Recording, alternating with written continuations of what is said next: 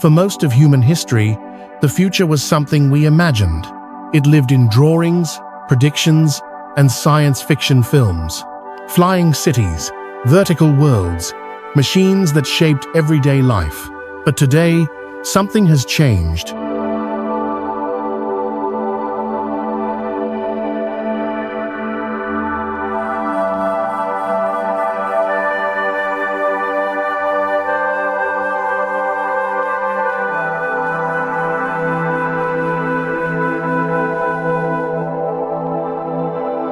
Across the planet, the future is no longer waiting to arrive. It is already standing in front of us, built in concrete, glass, steel, and light.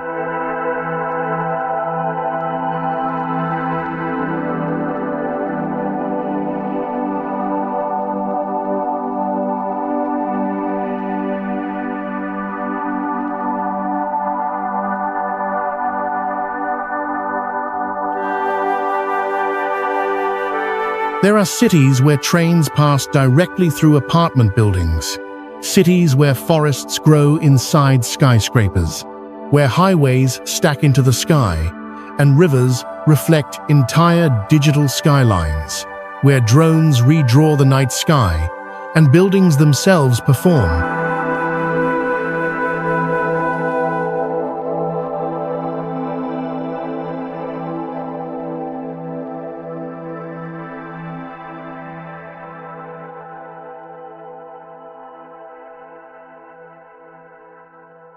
These places don't belong to a single country, culture, or ideology. They rise from mountains, deserts, coastlines, and reclaimed seas. Some were shaped by extreme geography, others by technology, speed, ambition, or survival. What connects them is not how they look, but what they are trying to solve.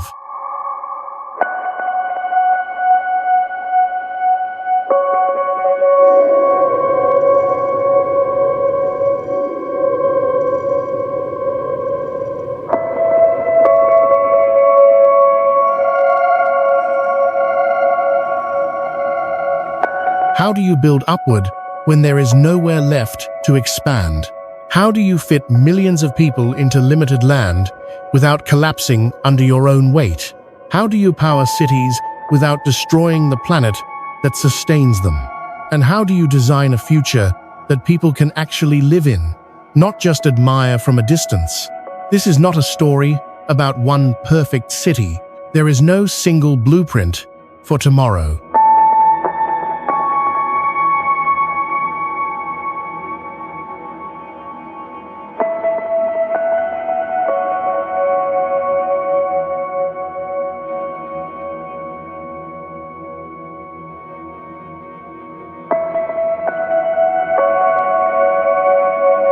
Instead, this is a global exploration of experiments in progress. Some bold, some brilliant, some deeply flawed. A journey through cities that are testing what the future might become, often without knowing the outcome themselves.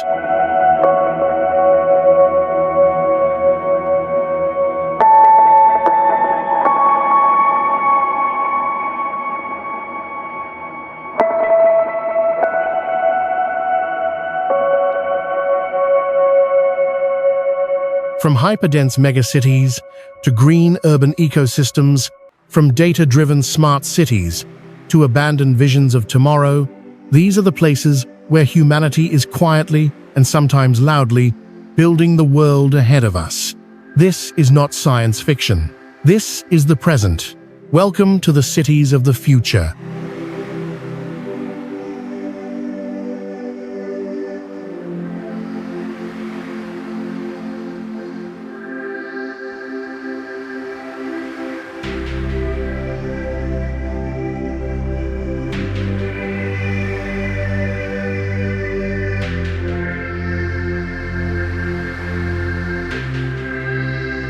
In central China, at the point where the Yangtze and Jialing rivers collide, a city rises in defiance of gravity.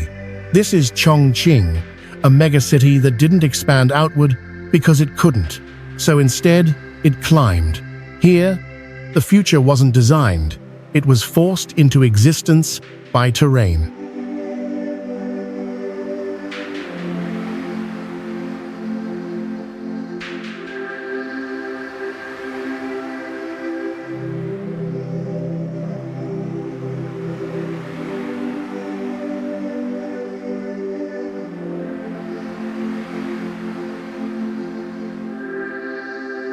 Mountains too steep for grid plans slice through the urban core. Rivers carve deep valleys that fracture neighborhoods. There is no flat ground to rely on, only vertical space, layered again and again.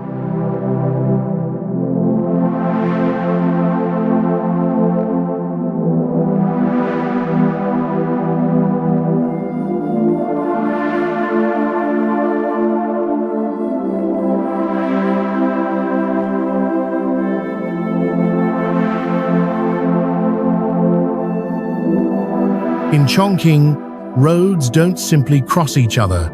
They wrap, loop, and stack, suspended in midair like concrete ribbons.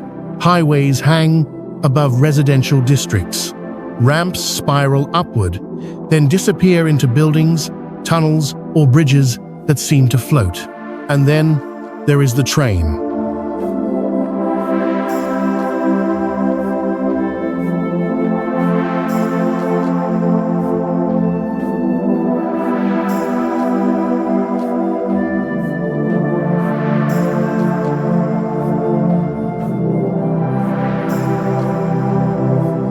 At Liziba Station, a metro line doesn't slow down or detour around obstacles.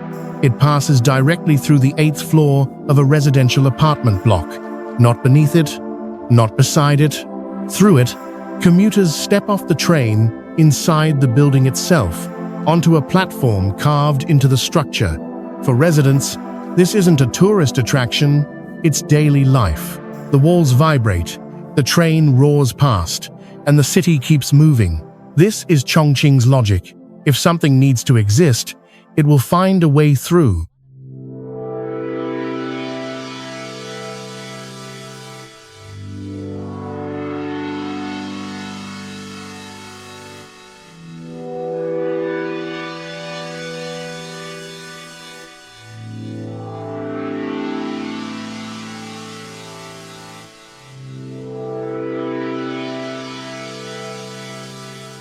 Nowhere is this more visible than at Raffles City, Chongqing.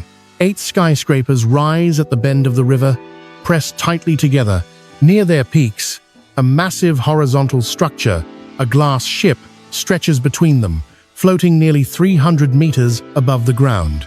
It exists not because it is efficient, but because the city had nowhere else to go. Down below, history clings to the cliffs.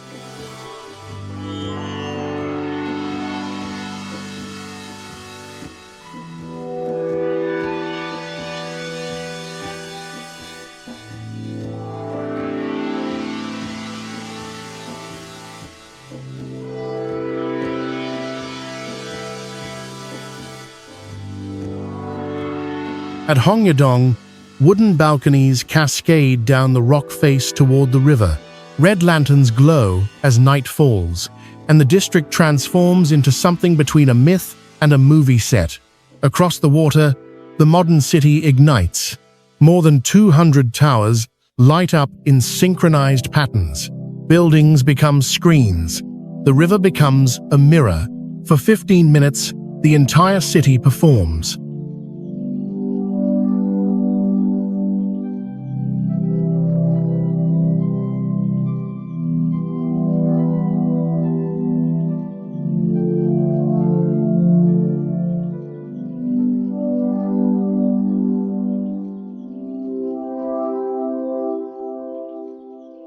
"50 years ago, Chongqing was an industrial backwater.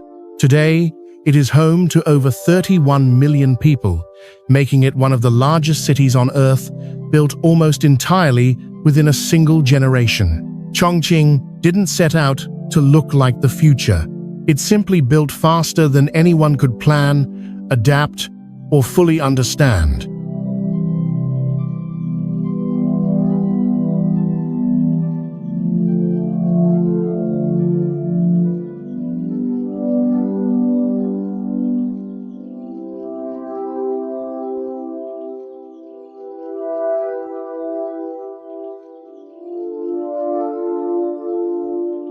What emerged is a city that feels accidental, chaotic, overwhelming, and unmistakably futuristic. Not because it is polished, but because it shows what happens when human ambition collides head-on with geography and refuses to slow down.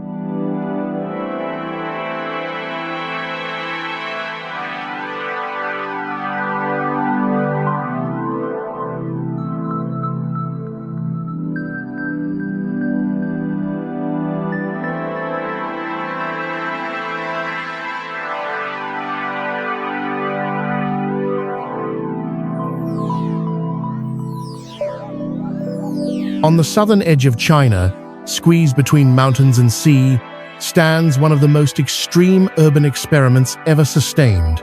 This is Hong Kong, a city that didn't choose density. Density chose it.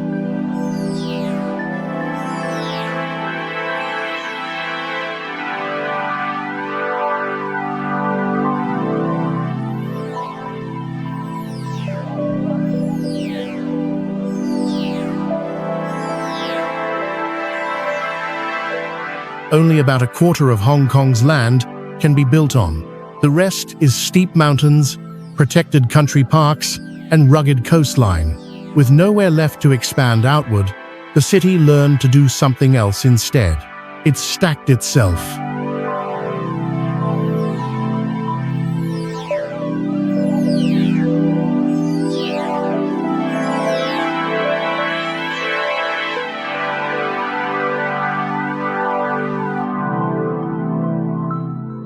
In the densest districts, more than 50,000 people live within a single square kilometer. Even the average density on Hong Kong Island surpasses that of most global megacities. Here, the skyline is not a symbol of ambition, it is a necessity.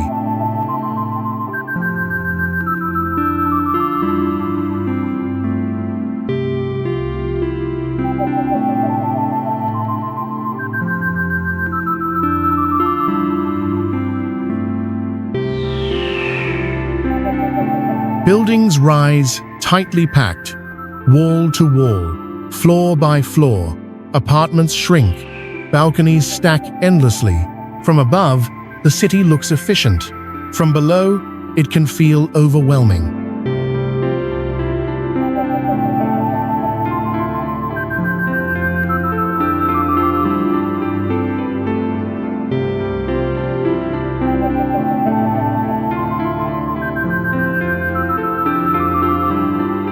Nowhere captures this more clearly than the monster building complex in Quarry Bay, a vast block of interlocking residential towers housing around 10,000 people. From ground level, it forms a canyon of concrete. Windows repeat into the sky. Balconies press in from every direction. It has become an icon of urban dystopia online. But for the people who live here, it is simply home.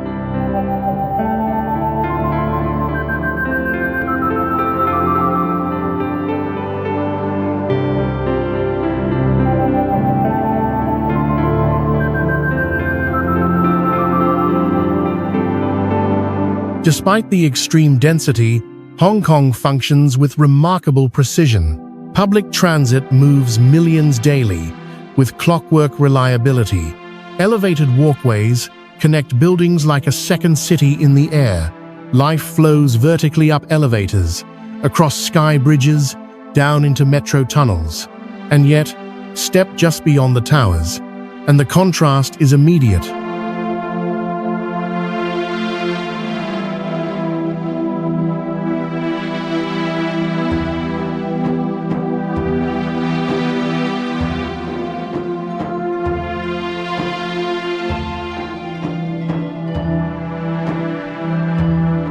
Hiking trails cut through forested hills, minutes from financial districts. Fishing villages and farmland still exist at the city's edge. The transition from wilderness to megacity can happen within a single subway stop. This tension between compression and openness defines Hong Kong's future.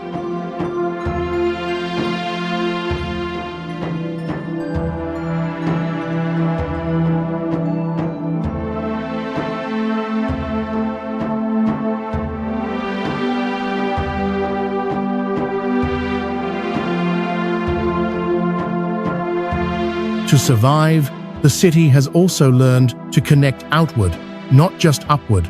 The Hong Kong-Zhuhai-Macau Bridge, stretching 55 kilometers across the Pearl River Delta, links three cities under three different systems.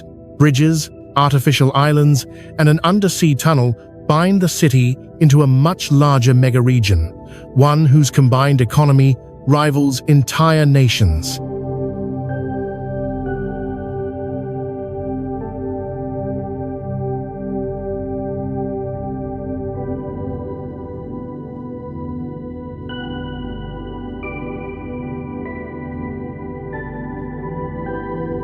Within living memory, much of Hong Kong was rice paddies, fish ponds, and low villages.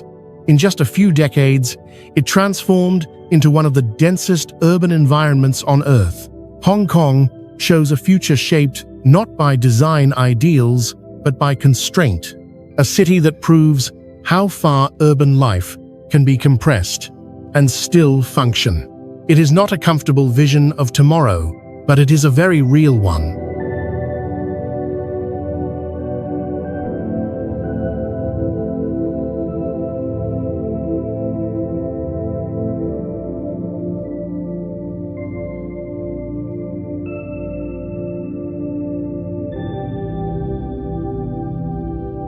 At the southern tip of the Malay Peninsula, a very different vision of the future takes shape. This is Singapore, a city that didn't grow into nature, but deliberately designed nature back into the city. From above, Singapore doesn't look like a concrete sprawl. Nearly half of its land is green space. Not leftover parks squeezed between buildings, but vegetation woven directly into architecture, infrastructure, and long-term planning. This was not accidental.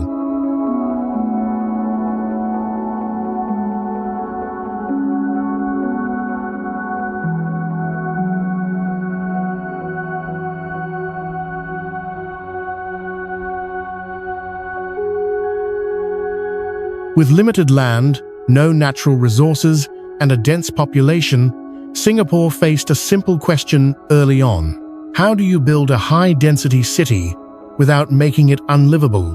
Its answer was radical for its time.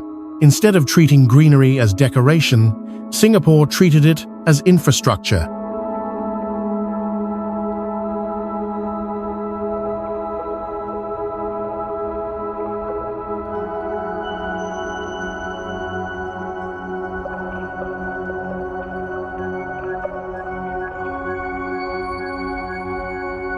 In the heart of the financial district, Marina Bay Sands rises as the city's most recognizable silhouette.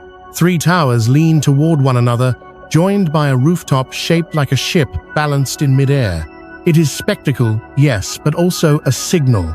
Singapore is not afraid of bold form, as long as it serves a larger system.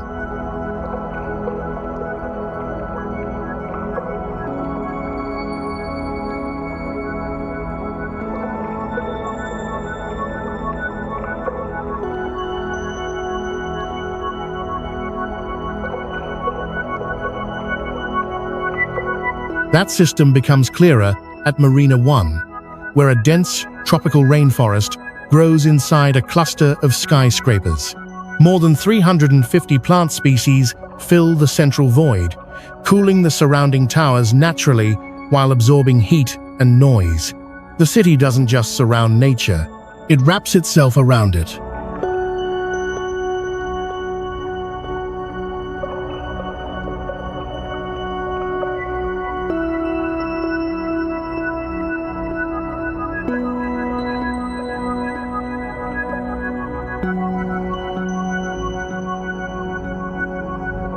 At the Oasia Hotel, climbing plants cover a red aluminum mesh facade, transforming the building into a vertical ecosystem. The structure breathes, air flows through it, life climbs upward, instead of being sealed out. Nowhere is Singapore's philosophy more explicit than at Gardens by the Bay.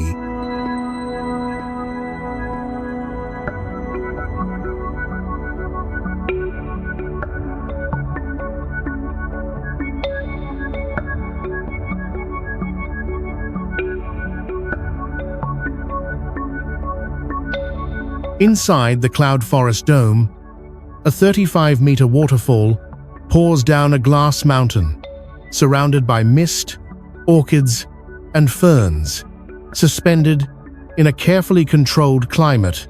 This is not a greenhouse in the traditional sense. It is a fully engineered ecosystem under glass.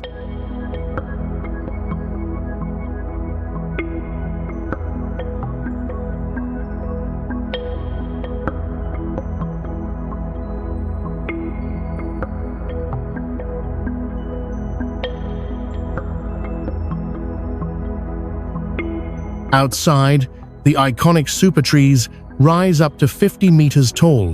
They collect rainwater, generate solar power, and vent air for the gardens below. At night, they glow in synchronized patterns, functional infrastructure turned into urban theater. Even the airport follows this logic.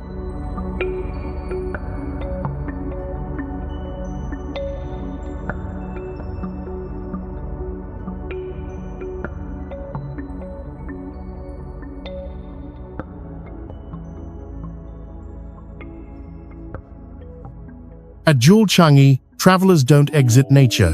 When they land, they enter it. The rain vortex, the world's tallest indoor waterfall, pours through the center of the terminal, surrounded by more than 2,000 trees. Transit becomes experience. Infrastructure becomes landscape.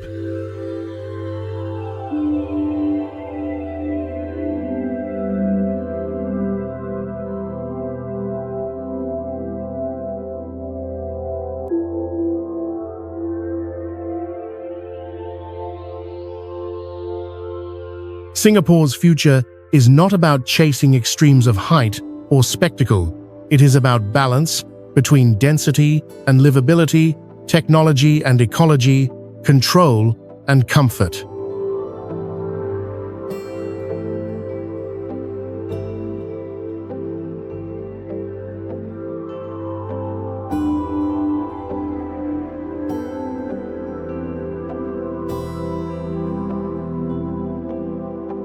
Here, the city of tomorrow doesn't dominate nature.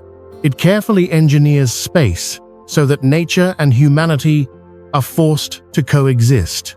And in doing so, Singapore offers one of the clearest answers yet to what a sustainable future city might actually look like.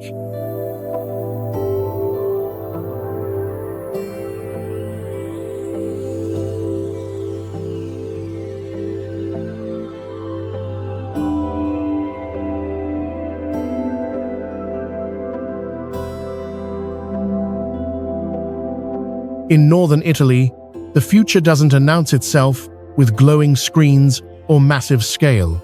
It rises quietly, covered in leaves. This is Bosco Verticale, the vertical forest of Milan. Two residential towers that challenge a basic assumption of modern cities, that nature must be pushed outward as buildings rise upward. Here, the opposite happens.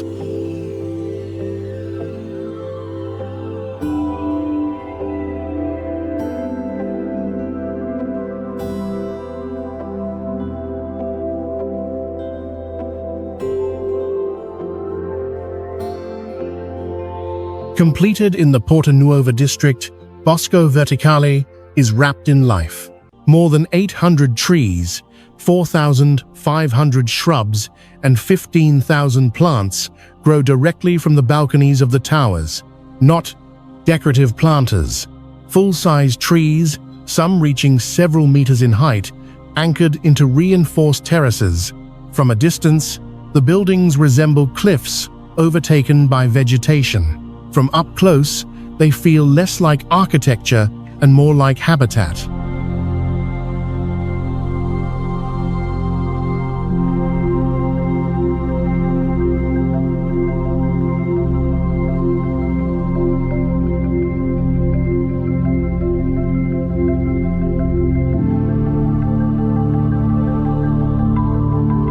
Each plant species was carefully selected.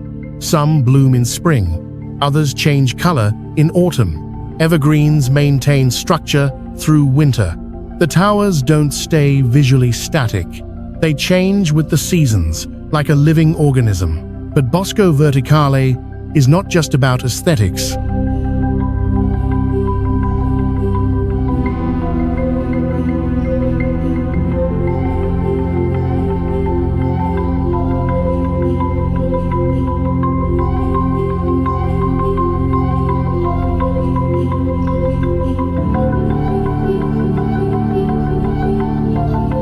The vegetation absorbs carbon dioxide and fine dust from the air. It lowers temperatures through natural shading and evaporation. It reduces noise pollution, and it creates a microclimate that improves energy efficiency inside the apartments. In effect, the building does part of the work that cities normally outsource to distant parks and forests.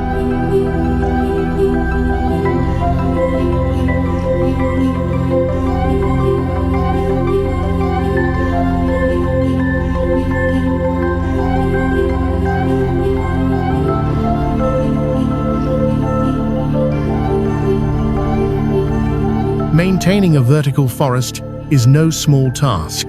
Specially trained arborists rappel down the facades, pruning branches and monitoring plant health.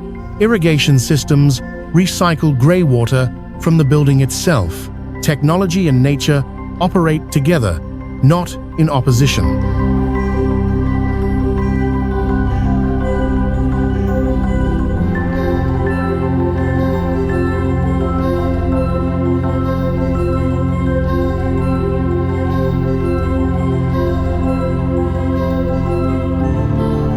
Inside, residents live surrounded by foliage. Birds nest just beyond the glass. Leaves filter sunlight before it reaches the rooms. The boundary between interior and exterior blurs. Bosco Verticale was never meant to be a singular monument. Its architects envisioned it as a prototype, a model for dense cities struggling with pollution, heat, and lack of green space.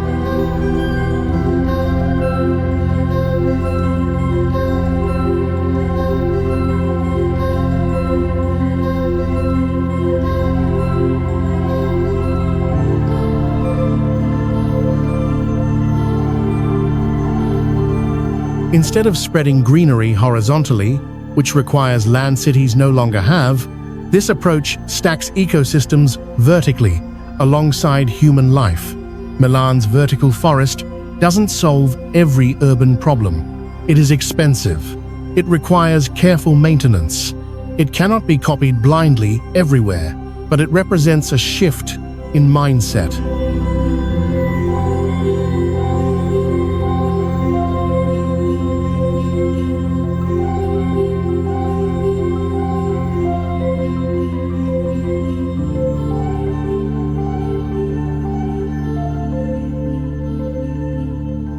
For decades, progress meant cleaner lines, sealed glass towers, and separation from nature.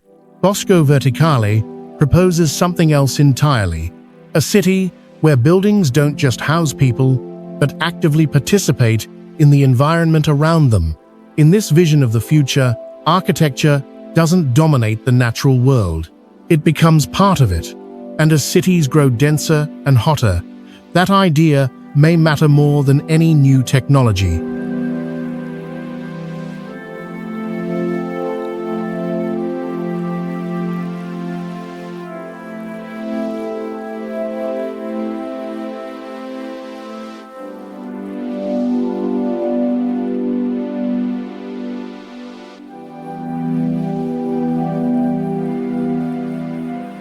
"50 years ago, this was desert, flat sand, low buildings, and a coastline shaped only by wind and water. Today, Dubai looks like it escaped from a science fiction render. Dubai's future was not discovered or inherited. It was announced. From the very beginning, the city chose spectacle as strategy. If the world was going to look here, Dubai would make sure it had something unforgettable to see.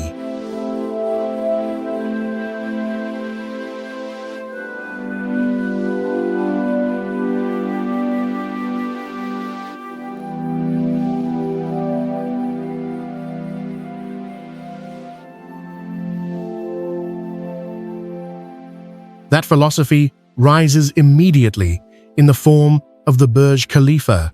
At 828 meters tall, it still pierces the sky higher than any other structure on Earth.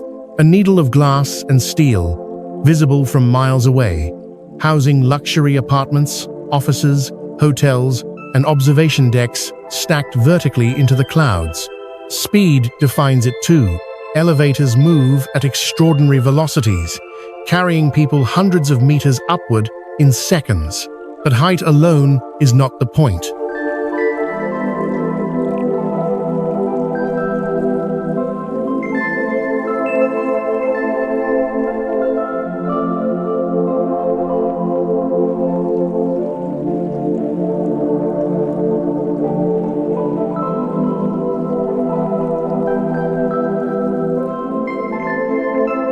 Nearby, the Museum of the Future curves out of the ground like a polished metal void, a hollow oval wrapped in stainless steel panels carved with glowing Arabic calligraphy.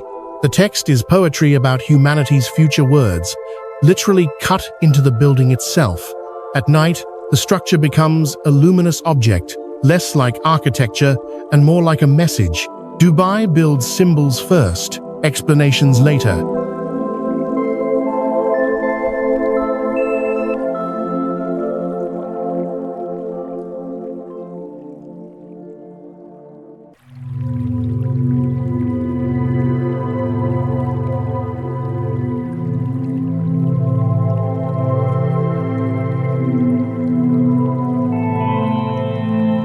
Along the waterfront, the city turns infrastructure into performance.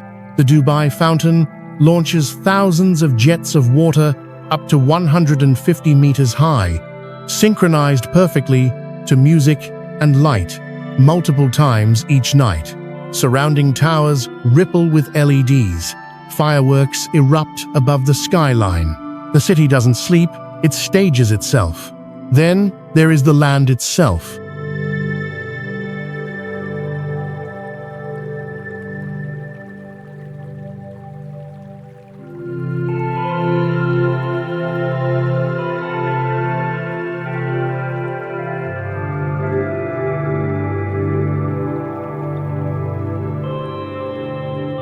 Offshore, Palm Jumeirah stretches into the Arabian Gulf, a palm-shaped island built entirely from reclaimed sand. 17 fronds lined with mansions, a trunk packed with high-end apartments, all designed to be recognized instantly from the air. It exists not because land was scarce, but because visibility was valuable.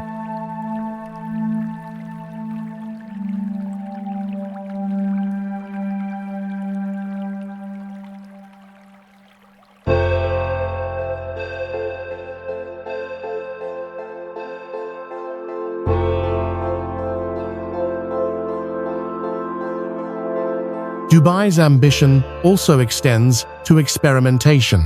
At Expo City, once the site of Expo 2020, autonomous delivery robots weave between pavilions. Self-driving shuttles circulate. Drone taxis are tested in open air. The city treats itself as a live demonstration.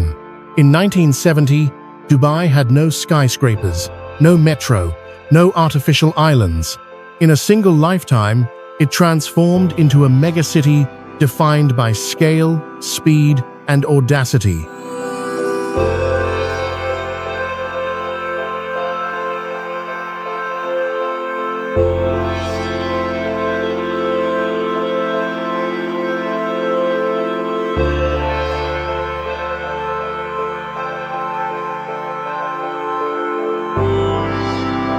Dubai's version of the future is not subtle. It doesn't try to disappear into nature or quietly optimize systems. It declares itself loudly, brightly, unapologetically. This is a future designed to impress, to attract, to project power and possibility outward to the world. Whether it is sustainable, replicable, or universal remains open to debate. But one thing is certain: when Dubai imagines tomorrow, it makes sure everyone can see it today.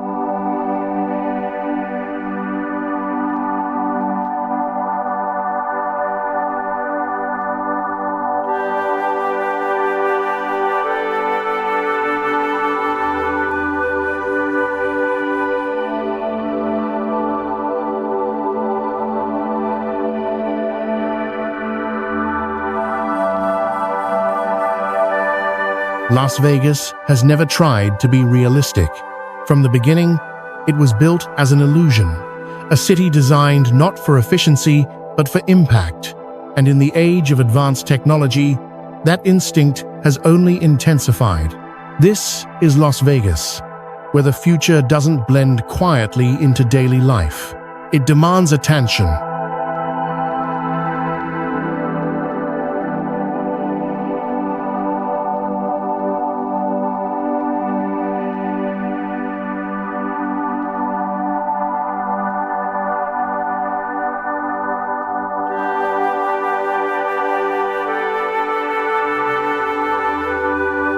On the edge of the Strip rises the MSG Sphere, a structure so extreme it barely feels architectural. 112 meters tall, wrapped in more than 1 million LED panels, it is the largest spherical building ever constructed. By day, it looms like a metallic planet. By night, it transforms into anything: a blinking human eye, a rotating Earth, abstract patterns rippling across the skyline. Traffic slows, not because of congestion, but because people are staring.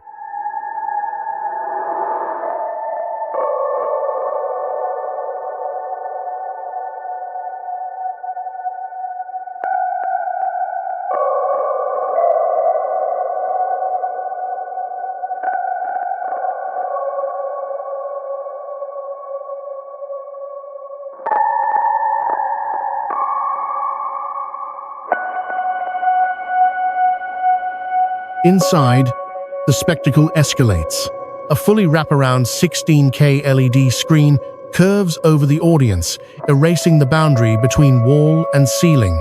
160,000 speakers direct sound with surgical precision, targeting individual seats.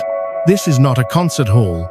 It is immersion engineered at city scale.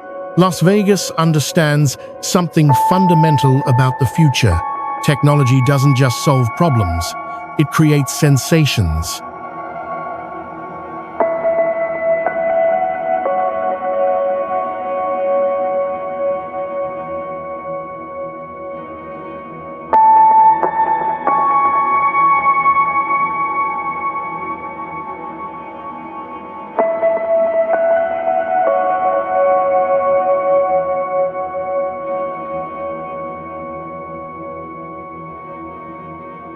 Beyond the sphere, the city continues its long tradition of theatrical infrastructure. The Luxor Pyramid fires the most powerful light beam on Earth, straight into the sky, visible from hundreds of kilometers away. Fremont Street stretches overhead with a canopy of nearly 50 million LEDs, turning an entire block into a continuous video screen. Night here is brighter than day.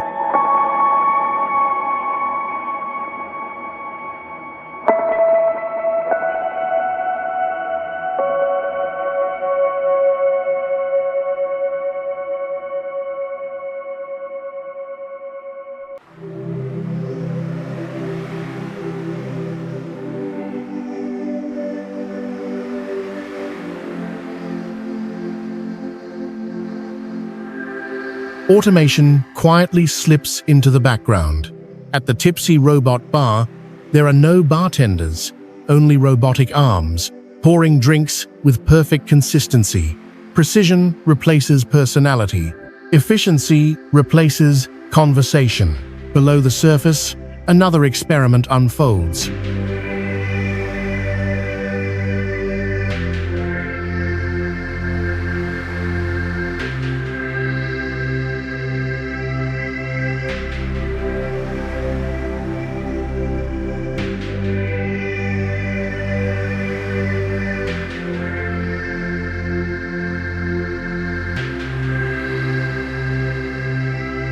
The Vegas Loop moves passengers through underground tunnels in autonomous Teslas, connecting hotels and venues without ever touching street traffic. It's still incomplete, just a few miles of a planned network stretching far beyond the Strip. But the idea is clear. The future of movement here is hidden, fast, and frictionless.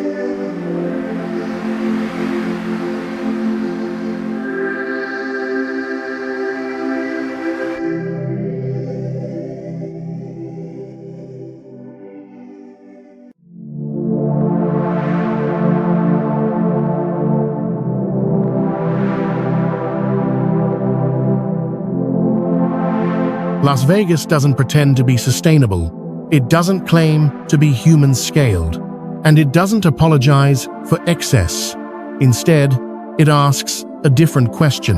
What happens when technology is used primarily to entertain, overwhelm, and astonish?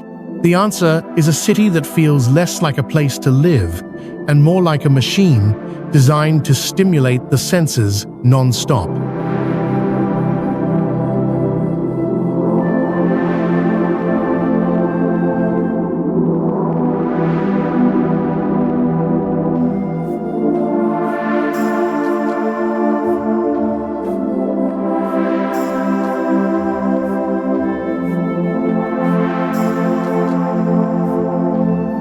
Las Vegas shows one possible future, not of restraint or balance, but of experience taken to its absolute limit.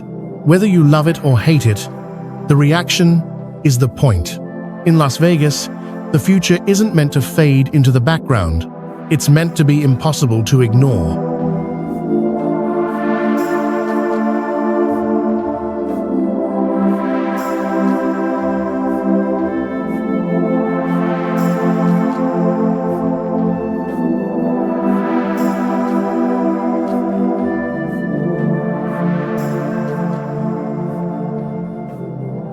In Copenhagen, the future doesn't shout, it doesn't glow, spin, or tower over the skyline. Instead, it quietly reshapes how a city works and how people live within it.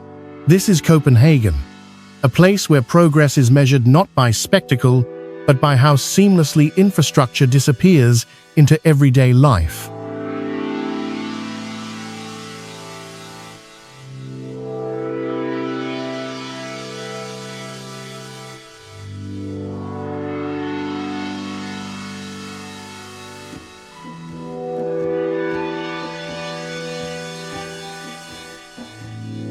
On the city's industrial edge stands Copenhagen, a waste-to-energy power plant that converts hundreds of thousands of tons of trash into electricity and heating each year.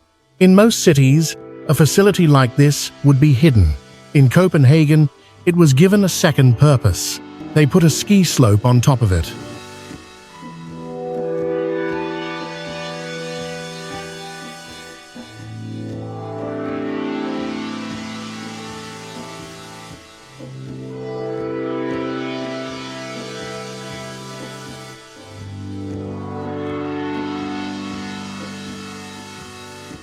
An artificial run stretches down the building's roof, open year-round.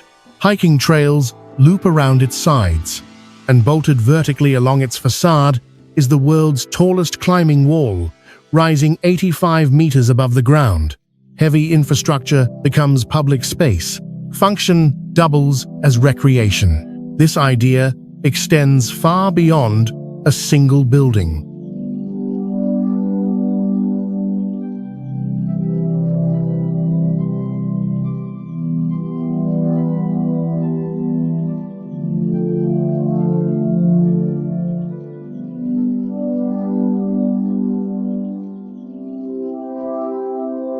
Across Copenhagen, cycling is not an alternative, it is the default.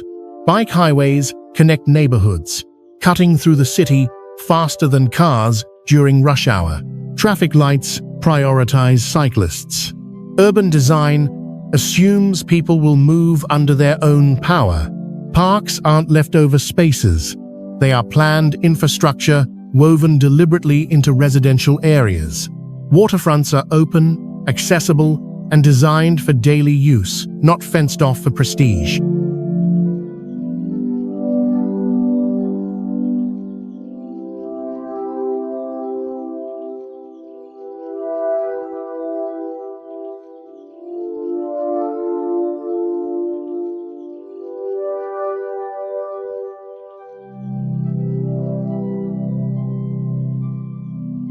Copenhagen's ambition is precise and measurable. The city aims to become the world's first carbon-neutral capital by 2030. Renewable energy, district heating, efficient buildings, and sustainable mobility are not pilot projects.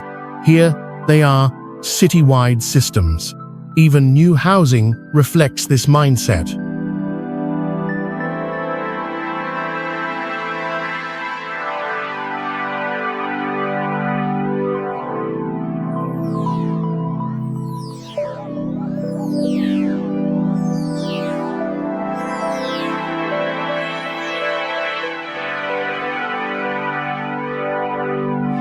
Projects like Brenby Haverby, a circular garden community built around shared green space, emphasize human scale over monumental form. Instead of maximizing height, they maximize connection between neighbors, nature, and daily routines. Copenhagen's future is not built around novelty. It doesn't rely on experimental technology or futuristic aesthetics. It relies on design discipline.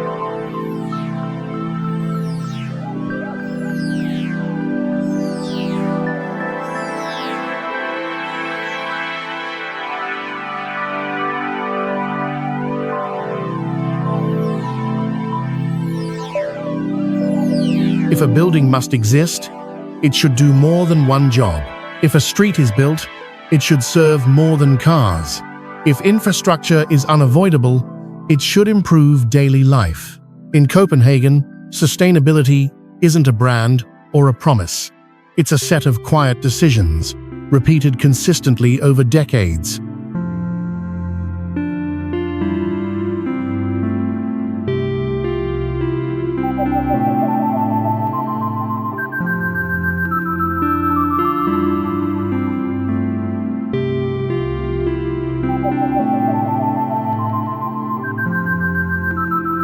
This city offers a version of the future that feels almost unremarkable at first glance. And that may be its greatest achievement. Because if the future is going to work at scale, it won't feel extraordinary. It will feel normal.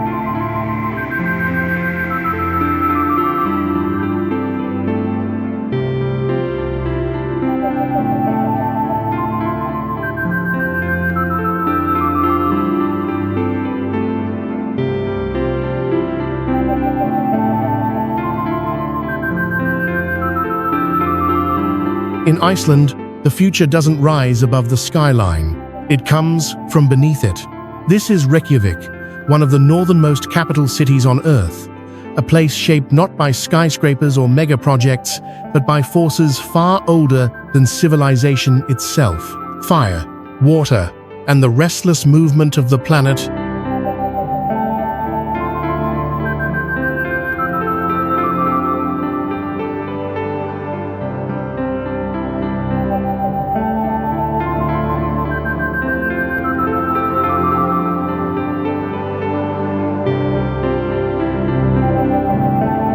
Reykjavik sits directly on the mid-Atlantic ridge, where two tectonic plates slowly pull apart.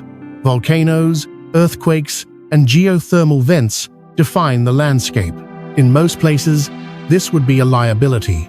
Here, it became the foundation of an entire energy system.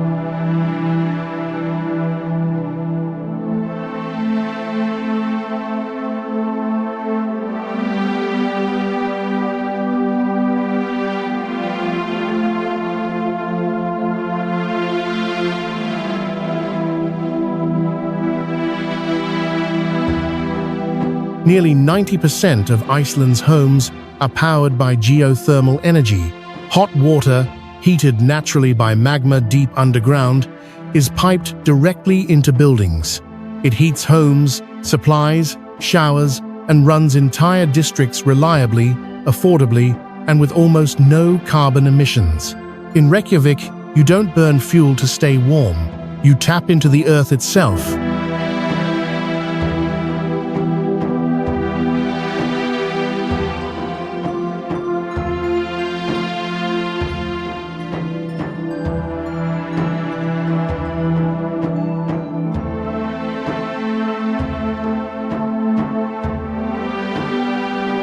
The system extends beyond buildings. Hot water flows beneath streets and sidewalks, keeping them clear of snow and ice throughout the winter. While other cities battle frozen roads and rising heating costs, Reykjavik simply lets the ground do the work. What's striking is how invisible all of this feels.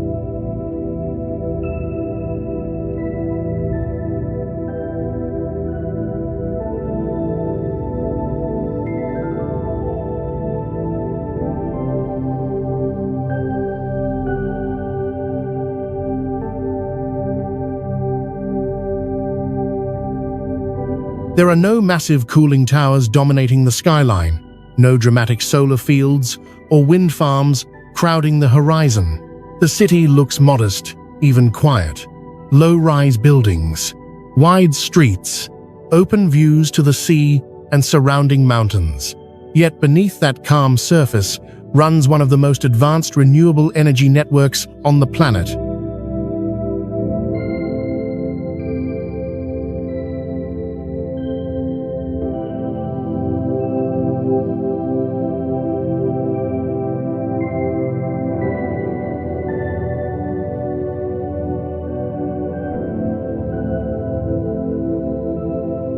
Reykjavik proves a crucial point about the future of cities. Progress does not always require new inventions. Sometimes it requires listening to what a place already offers. Instead of forcing the environment to adapt to the city, Reykjavik adapted the city to its environment. Volcanic heat became infrastructure. Geological instability became resilience.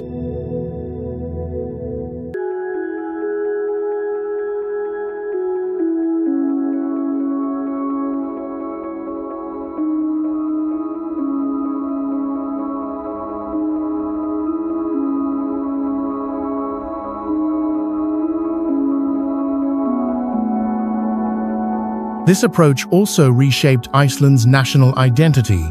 Energy independence reduced reliance on imported fuels. Renewable power attracted data centers, green industries, and research institutions. What once seemed like isolation turned into strategic advantage. Of course, this model cannot be copied everywhere. Not every city sits on geothermal reservoirs, but the principle scales far beyond Iceland.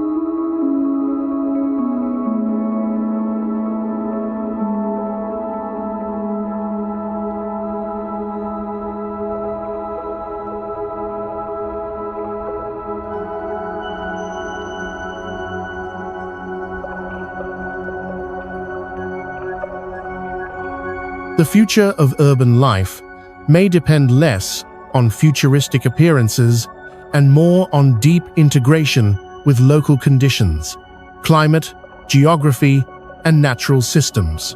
Reykjavik doesn't look like a city of tomorrow in the cinematic sense. There are no glowing towers or autonomous highways.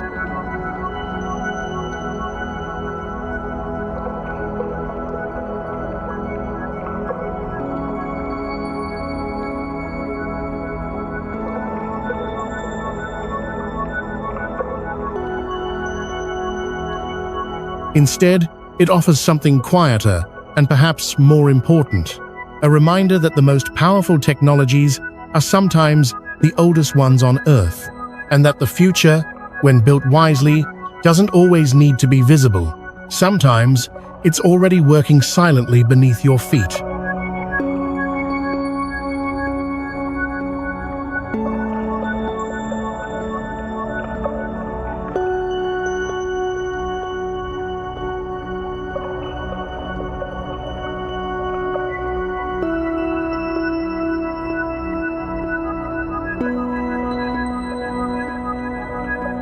In the heart of Central Asia, where the steppe stretches flat and endless, a city appears almost without warning. Glass, steel, and geometry rise from the horizon as if placed there deliberately because they were. This is Astana, a capital city not shaped by centuries of growth, but designed almost entirely on paper before it was built.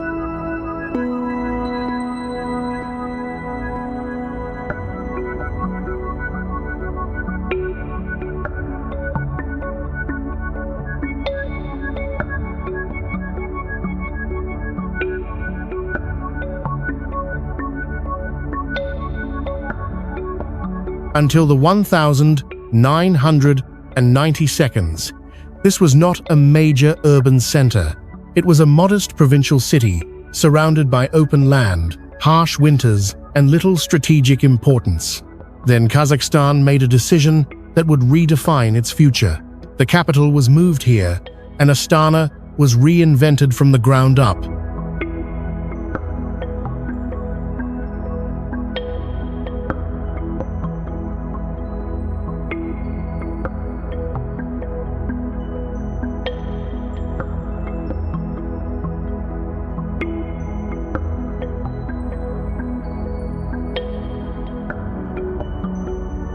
What followed was one of the most ambitious city-building projects of the modern era.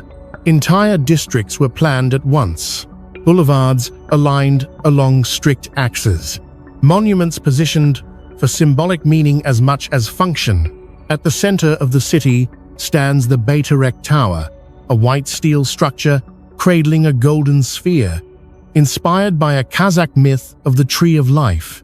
From its top, the city's logic becomes clear. Roads radiate outward with almost mathematical precision. Astana is not organic, it is intentional.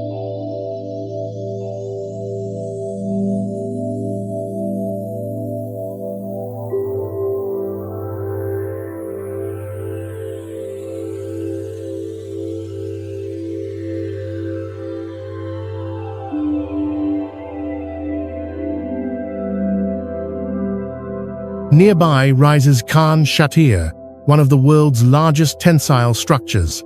A vast, transparent tent designed by architect Norman Foster. Inside, the temperature remains comfortable year-round, even when winter outside drops to -30 degrees Celsius. Under this single canopy, there are shops, cafes, gardens, and even a beach, an artificial summer preserved inside a frozen landscape. Astana doesn't hide its ambition.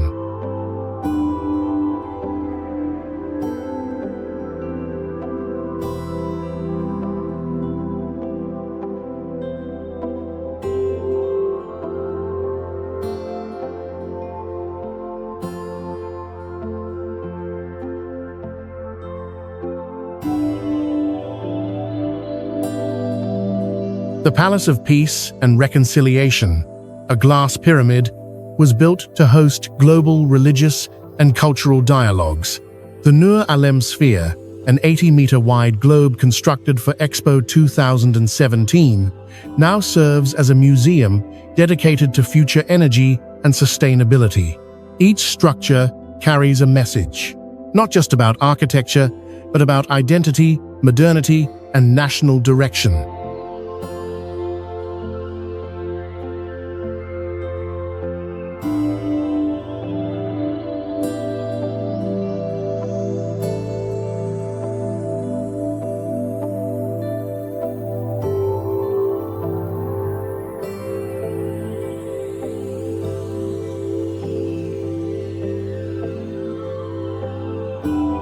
Astana is a city of symbols, some inspiring, some controversial.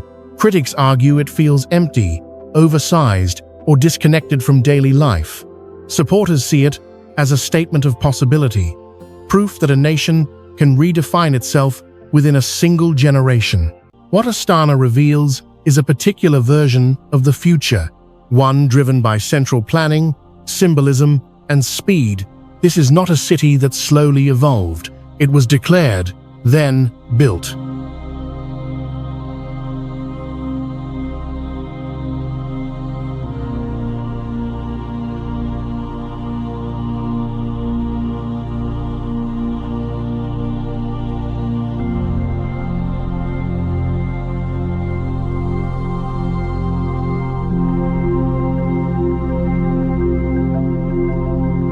And while life continues to fill its streets, apartments, and offices, the question remains open. Can a city designed so precisely ever feel fully alive?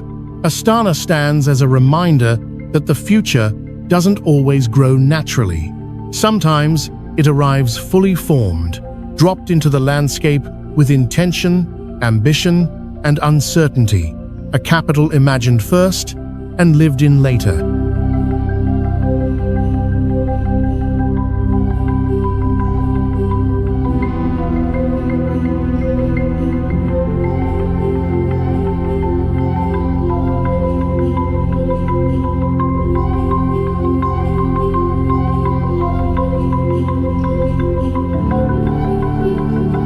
On South Korea's western coast, rising from land reclaimed from the Yellow Sea, stands a city that was never meant to evolve.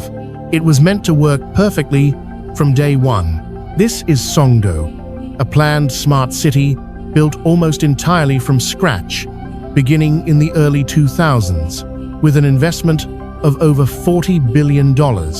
Before the first residents arrived, the streets were already laid out, the buildings completed, and the systems switched on. Songdo wasn't grown, it was installed.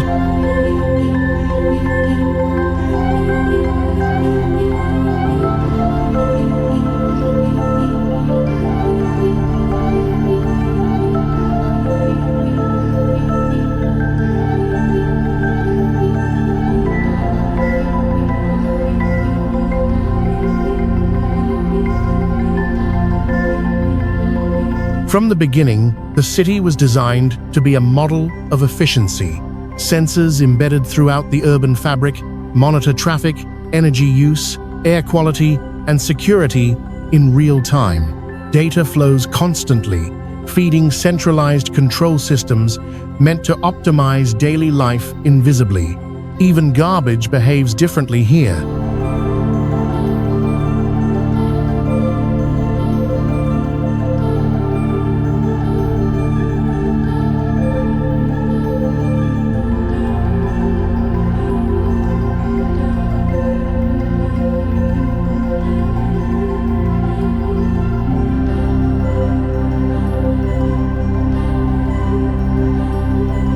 There are no trash trucks roaming the streets.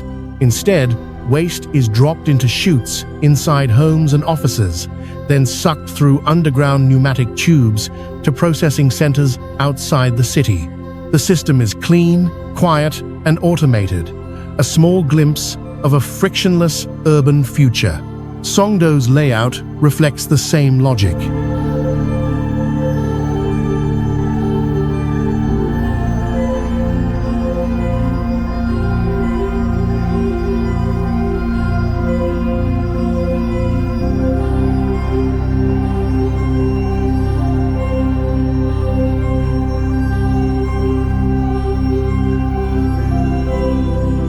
Wide boulevards, glass towers spaced evenly apart, large parks modeled after iconic global spaces like New York's Central Park. Everything feels orderly, rational, and carefully balanced. On paper, it is a planner's dream, and yet, something feels missing.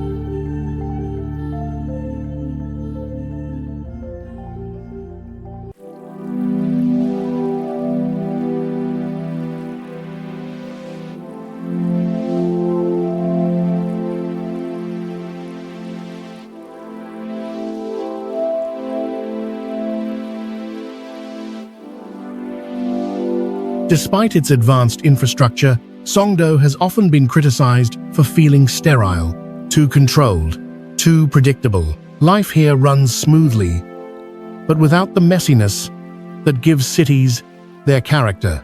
The reason may lie in how it was built. Traditional cities grow layer by layer. They adapt, they accumulate history, mistakes, shortcuts, and improvisations. Songdo skipped that process entirely.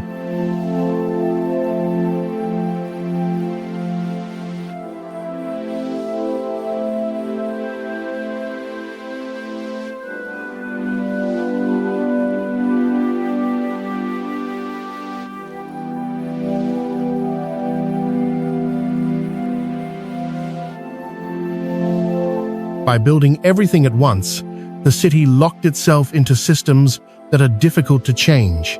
Technology that was cutting edge at launch risks becoming outdated. Urban patterns that seemed efficient on day one may not respond well to cultural shifts or unexpected needs. Still, Songdo is far from a failure.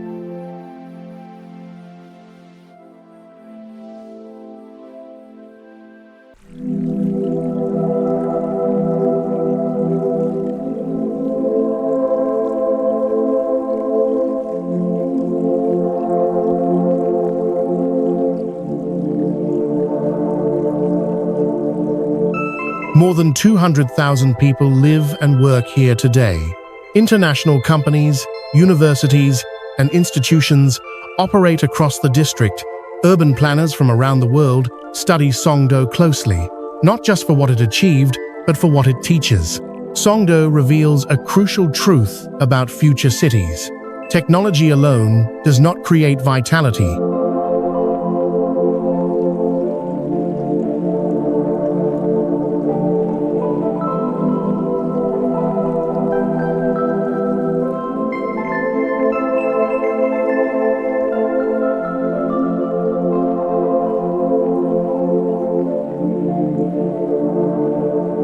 Efficiency can be engineered, connectivity can be programmed, but community, culture, and spontaneity emerge over time. The future, it turns out, doesn't always benefit from being completed too early. Songdo stands as both a vision and a warning, a city that shows what happens when intelligence is built into concrete, but time is left out of the equation. A future that works, but is still learning how to feel alive.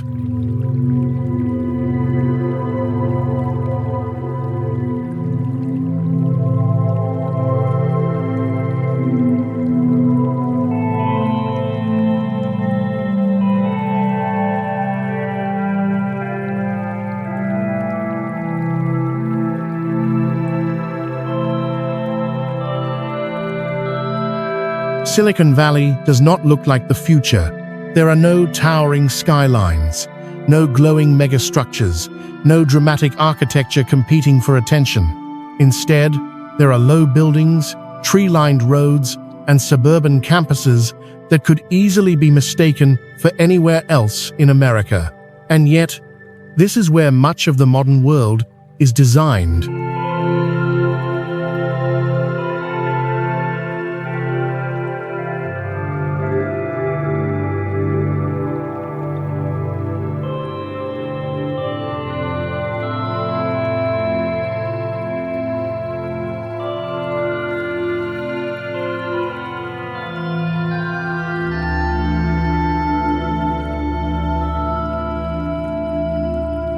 Stretching from San Jose to San Francisco, Silicon Valley is not a city in the traditional sense.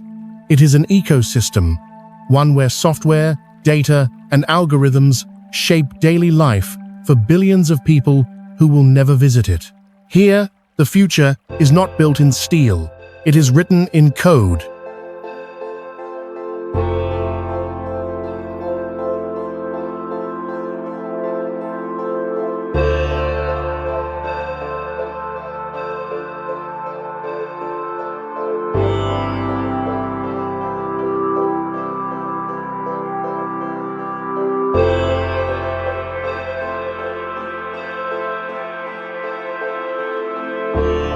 Behind unassuming facades sit the headquarters of companies that quietly define how the world communicates, works, shops, navigates, and thinks.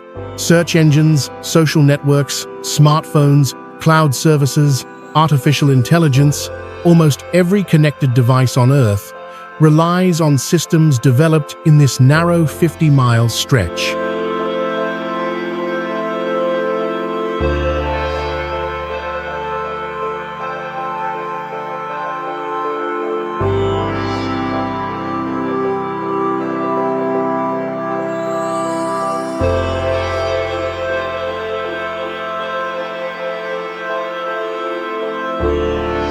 One of the clearest symbols of this mindset is Apple Park in Cupertino, a vast circular campus, often called the spaceship, constructed from thousands of curved glass panels.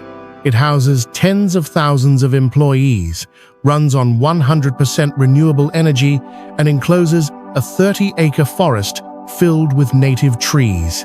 The building is meticulously controlled, optimized, and refined, much like the products designed inside it.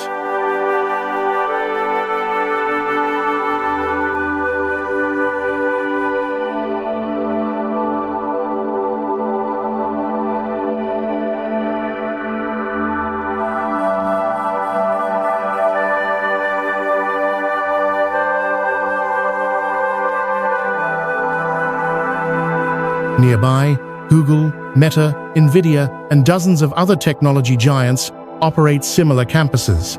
They are not designed to impress outsiders. They are designed to optimize creation. What makes Silicon Valley unique is not a single invention, but a feedback loop. Ideas move rapidly from concept to prototype to global deployment. Software updates roll out overnight, instantly reshaping how entire societies function.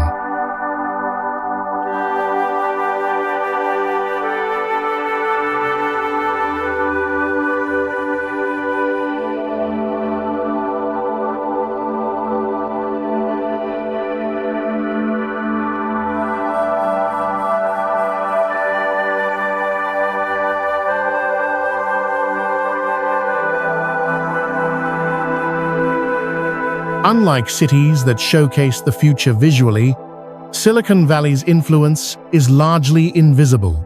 You don't see it towering over you. You experience it through screens, interfaces, and systems embedded into everyday life. This invisibility is its power.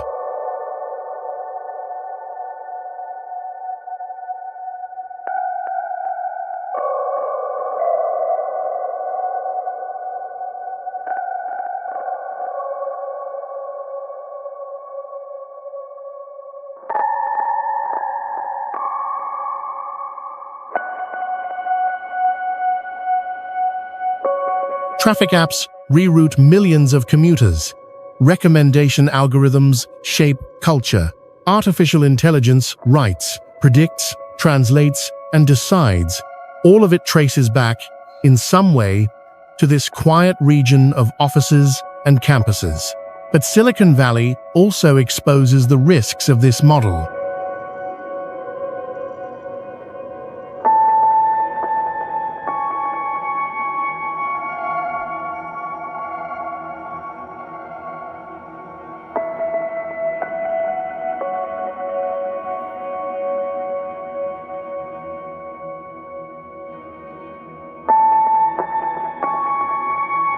Decisions made here ripple outward at planetary scale.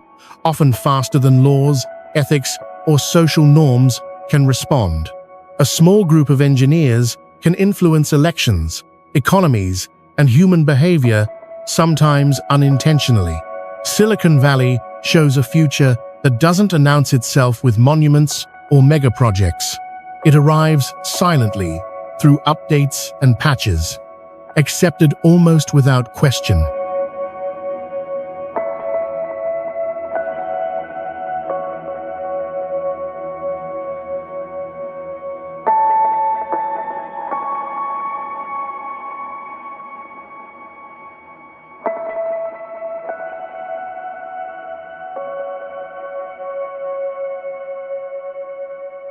This is a future that feels ordinary on the surface, yet holds extraordinary power underneath.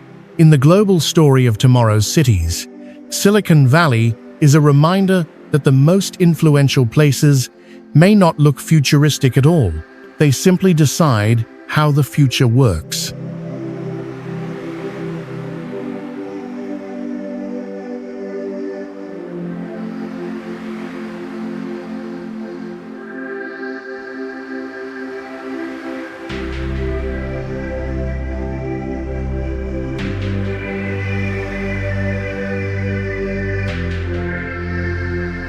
"45 years ago, Shenzhen was a fishing village.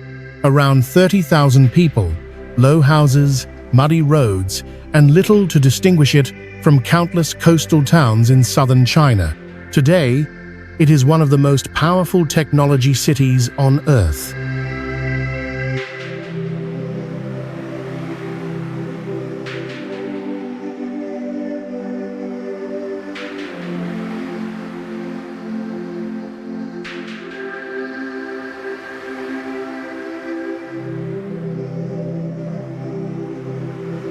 This is Shenzhen, a place where the future isn't imagined, displayed, or theorized. It is built, assembled, and shipped.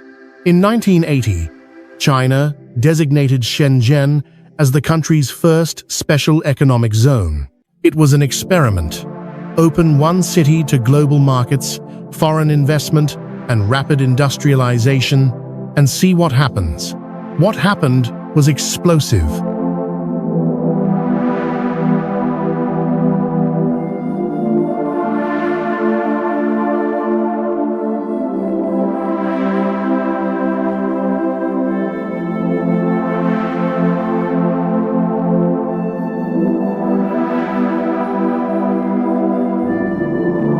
Factories multiplied, supply chains condensed, ideas moved from prototype to mass production at unprecedented speed. Shenzhen became the hardware engine of the modern world. If a product exists, a smartphone, a drone, an electric vehicle, a smart appliance, there is a strong chance it was designed, refined, or manufactured here.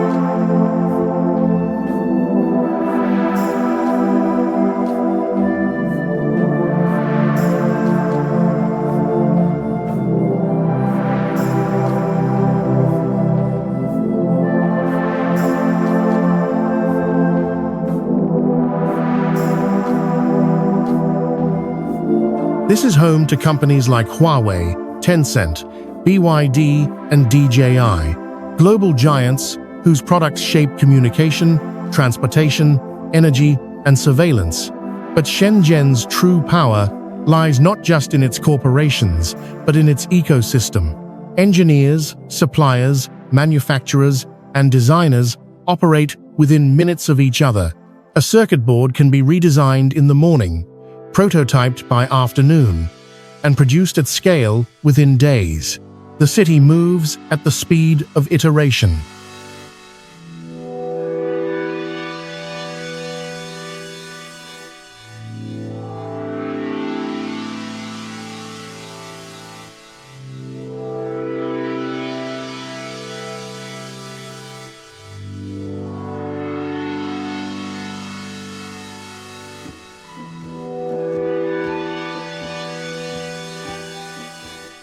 Shenzhen doesn't just export technology, it uses itself as a testing ground.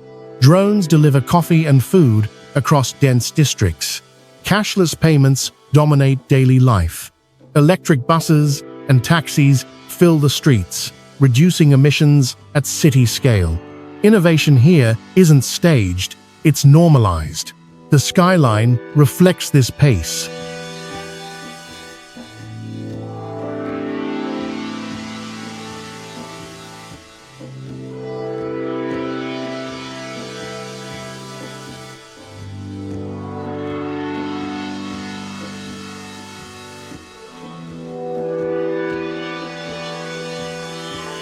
Glass towers rise rapidly, often replaced just as quickly. Entire districts transform within a decade. There is little nostalgia for what came before. Progress here is not sentimental. In 1980, Shenzhen's GDP was roughly $38 million. Today, it exceeds $500 billion, rivaling the economies of entire nations. Few places in history have undergone such dramatic transformation in such a short time. But Shenzhen also raises difficult questions.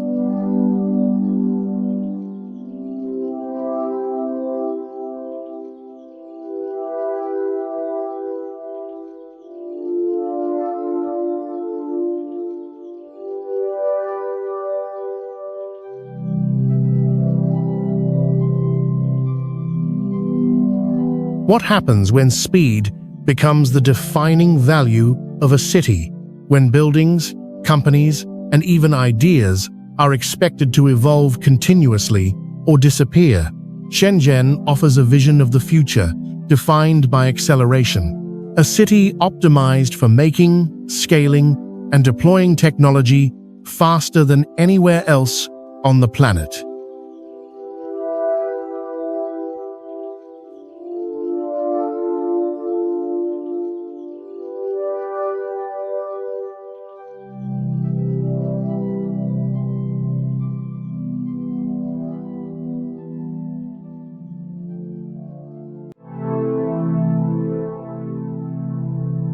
If Silicon Valley writes the code of tomorrow, Shenzhen builds the machines that make it real. Together, they form the invisible backbone of the modern world. A future assembled not in imagination, but on factory floors, assembly lines, and production schedules. In Shenzhen, the future doesn't wait, it ships.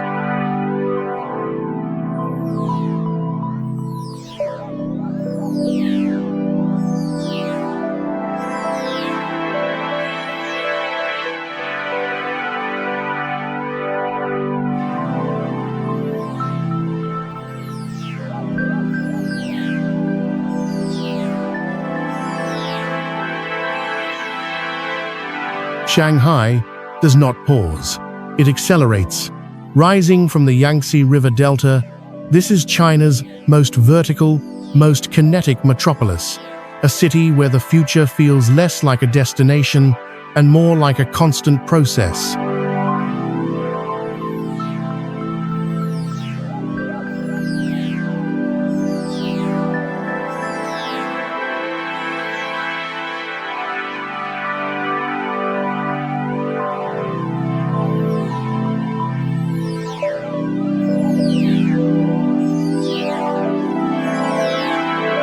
At the center of its skyline stands the Shanghai Tower, twisting 632 meters into the air. China's tallest building, and one of the tallest on Earth, it spirals as it rises, rotating more than 120 degrees from base to top. The design is not decorative. The rotation reduces wind pressure, allowing the tower to climb higher using less steel. Efficiency shapes form. This logic extends downward.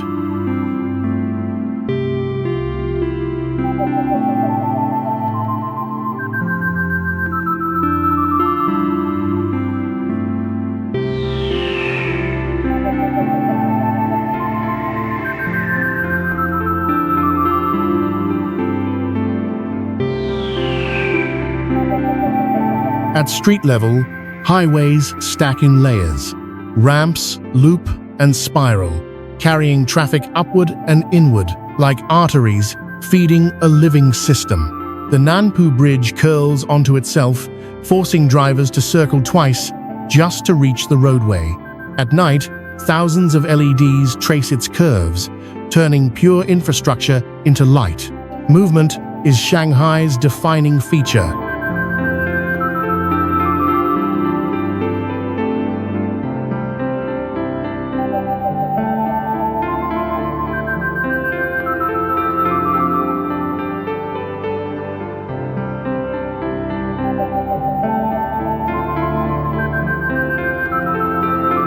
Pedestrian bridges don't just connect sidewalks, they broadcast information.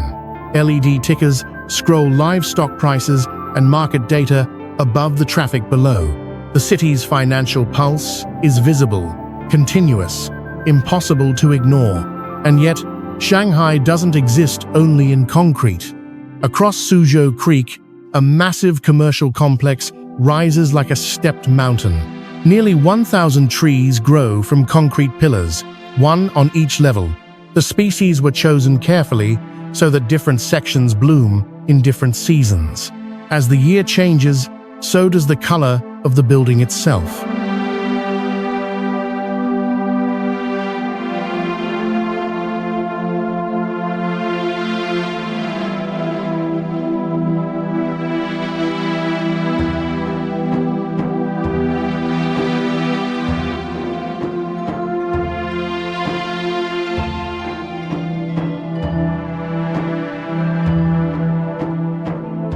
Nature here is not preserved, it is engineered.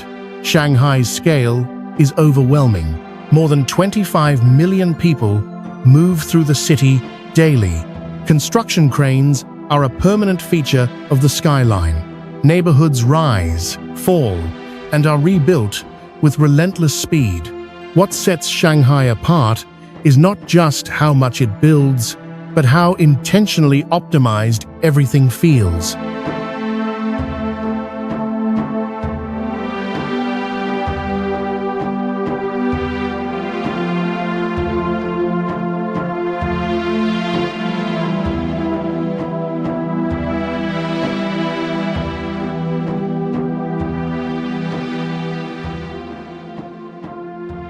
The city behaves like a machine, tuned for growth, finance, and connectivity. Transportation systems interlock. Architecture responds to wind, data, and density. Public and private space blur into one continuous flow. There is little nostalgia here. The past exists, but it does not slow the present.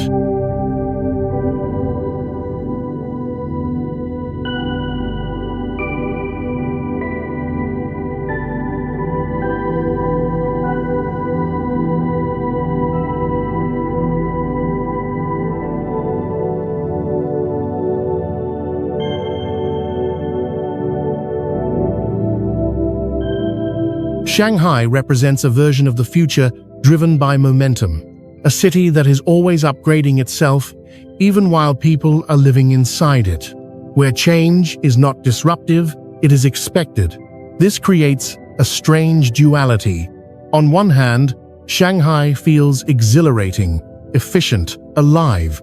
On the other, it can feel impersonal, relentless, almost algorithmic.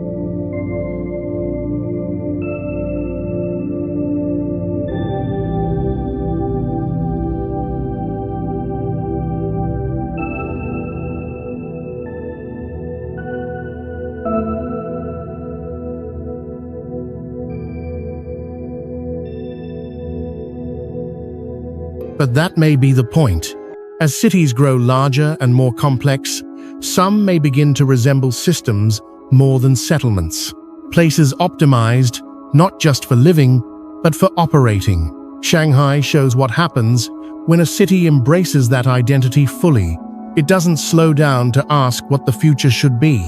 It simply keeps building and lets the future catch up.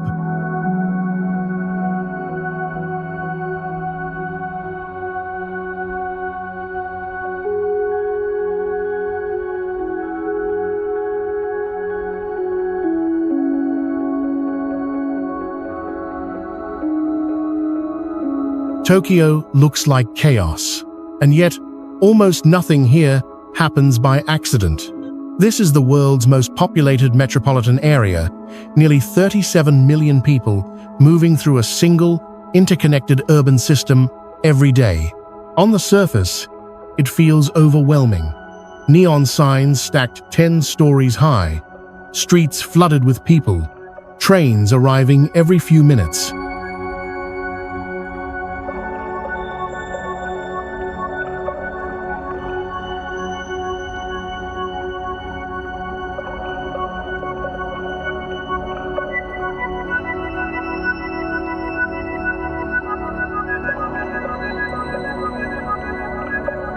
But beneath the sensory overload lies one of the most precisely engineered cities on Earth. At Shibuya Crossing, nearly 3,000 pedestrians step into the intersection at once. From above, it looks impossible, a collision waiting to happen. Yet people pass through each other without hesitation, without contact. Movement here is intuitive, learned, collective. Tokyo functions on rhythm.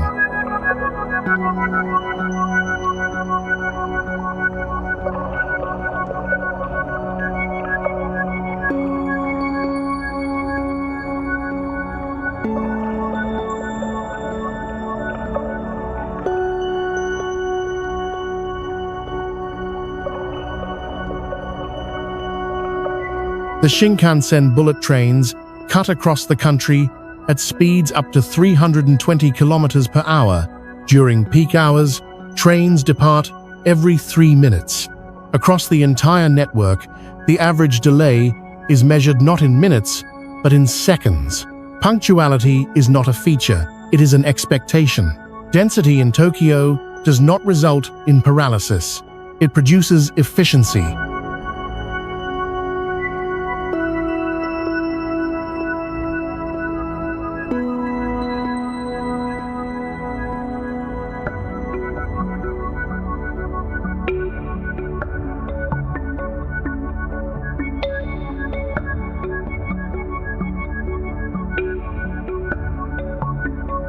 The city builds vertically and horizontally at once.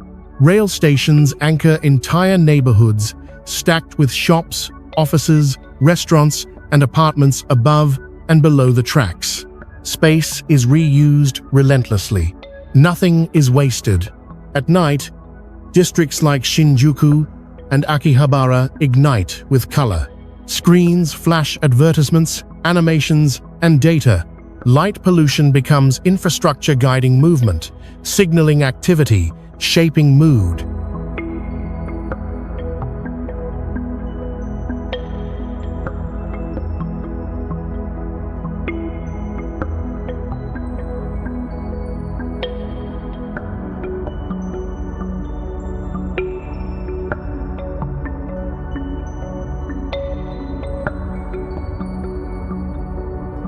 At one point, the city became so immersive that it turned itself into a video game. Tourists rented go-karts, dressed as cartoon characters, and drove through real traffic. The experience was so popular, it triggered lawsuits and safety concerns. The boundary between digital fantasy and physical city blurred too far. Beneath all of this runs an invisible layer of intelligence.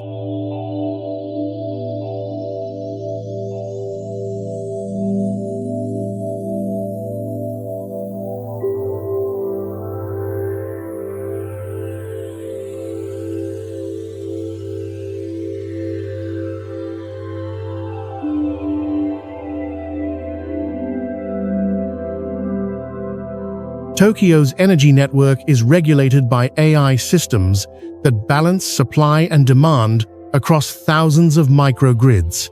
Power is redistributed dynamically to keep the city running despite its massive scale. Few residents ever notice, and that is the point.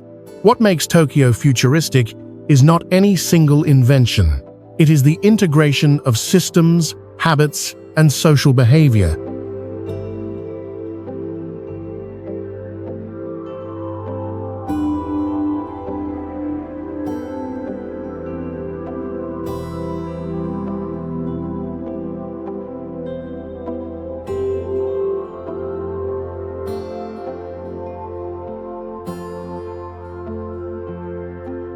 Rules are followed because they work.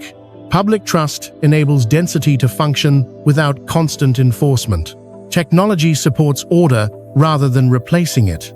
Tokyo offers a future that is neither utopian nor dystopian. It is practical, demanding, unforgiving of inefficiency.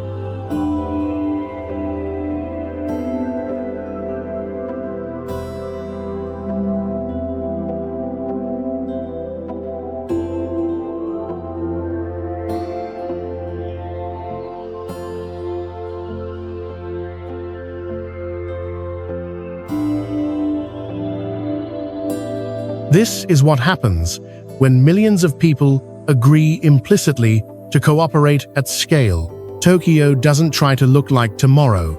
It simply makes tomorrow function: one perfectly timed train, one synchronized crossing, one endless flow of people at a time.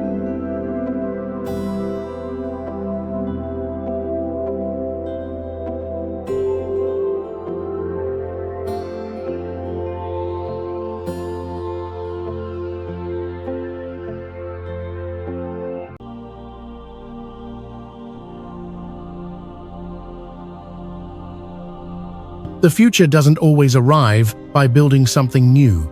Sometimes, it begins by refusing to erase what already exists. In Western Germany, the Ruhr region offers one of the clearest examples of this idea in action. For more than a century, this was the industrial heart of the country. A dense network of coal mines, steel mills, blast furnaces, and rail yards that powered Germany's rise into the modern age.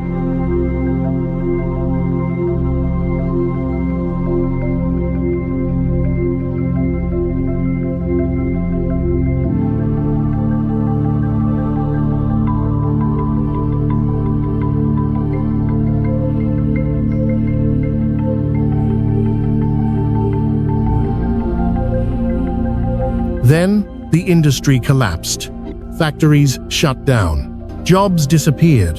Entire cities were left with massive structures that no longer had a purpose.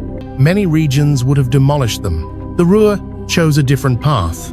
Instead of clearing the past, it reprogrammed it.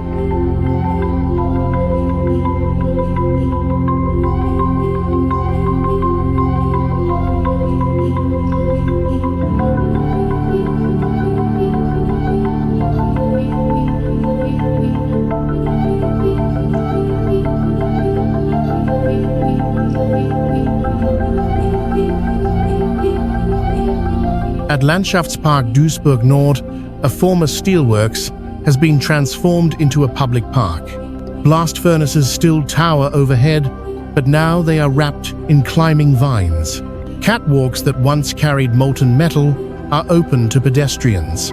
Old gas tanks have been flooded and converted into scuba diving pools. The machinery remains, but its function has changed.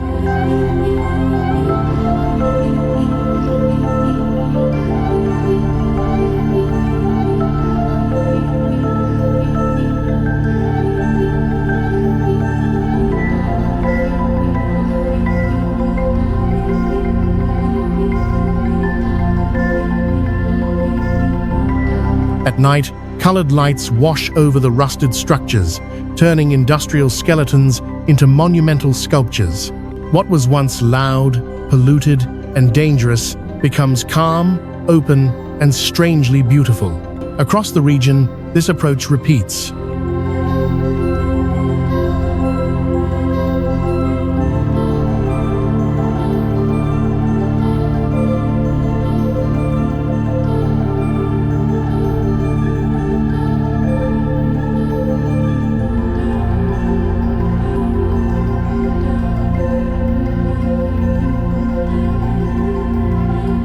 In Essen, former coal facilities now house museums, universities, and cultural centers. In Oberhausen, gasometers have become exhibition spaces for large-scale art installations. At Ferropolis, massive abandoned excavators frame open-air music festivals, where thousands gather between machines that once tore the earth apart. The Ruhr does not hide its scars, it incorporates them.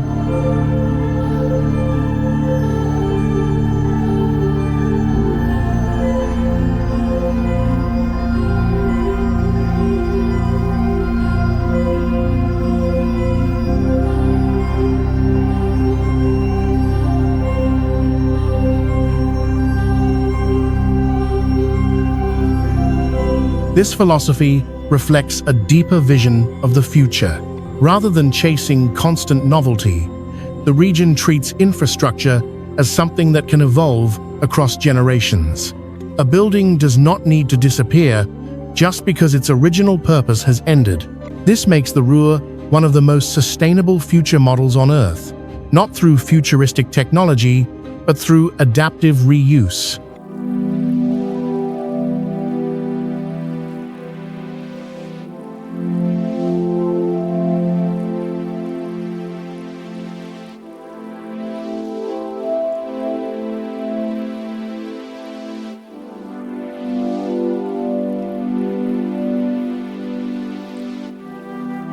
Environmentally, it reduces the enormous carbon cost of demolition and reconstruction. Socially, it preserves collective memory. Culturally, it gives identity to spaces that would otherwise feel erased. The Ruhr's transformation also challenges a common assumption about progress, that the future must always look clean, smooth, and untouched.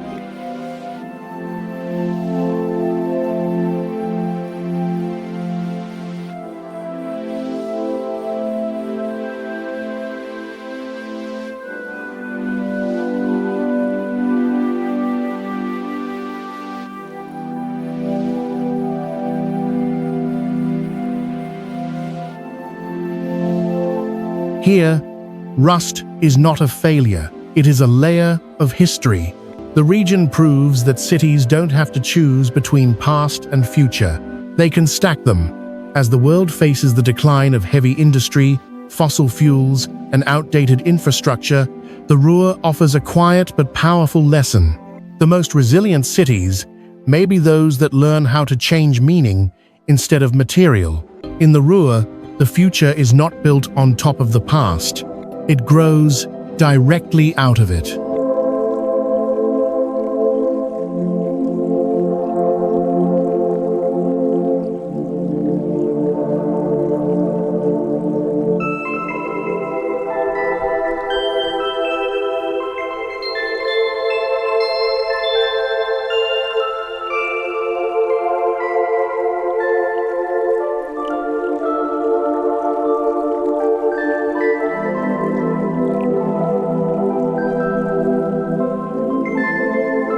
At the edge of the Sahara Desert, where the landscape feels timeless and still, the future appears in a way that is almost silent. This is Nur Ouarzazate, one of the largest solar power complexes on Earth, a place where the idea of a future city begins not with buildings, but with energy.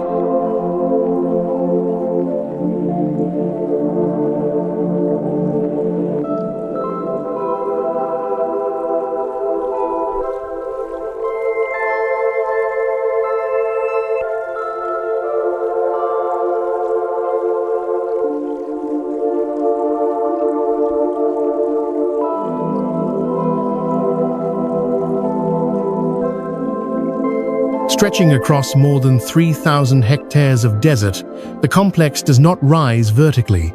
It spreads outward, mirror by mirror, horizon to horizon. Thousands of curved reflectors track the sun's movement, redirecting light toward a central tower that stands 243 meters tall.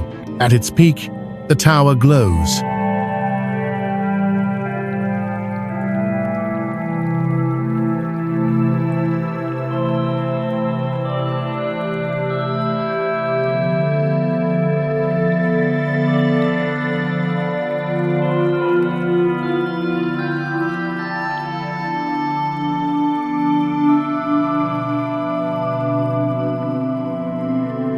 Inside, molten salt circulates through pipes, heated to temperatures above 500 degrees Celsius.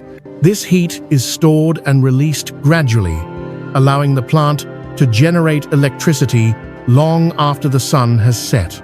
Unlike conventional solar farms that shut down at dusk, Nur keeps producing power deep into the night. This detail matters. Energy reliability is one of the biggest challenges facing future cities. Power must be constant, not intermittent. Nur addresses that problem at planetary scale, turning raw sunlight into a stable, controllable resource.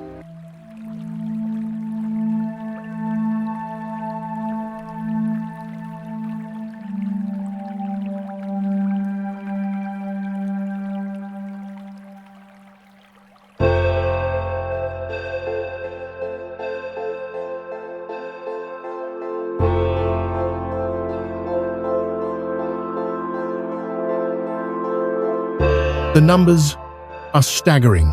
The complex generates enough electricity to power over 1 million homes, preventing hundreds of thousands of tons of carbon emissions each year. It is a cornerstone of Morocco's national energy strategy, which now draws more than 40% of its electricity from renewable sources, with a goal of exceeding 50% by 2030. What makes Nur remarkable is not just its size, but its symbolism.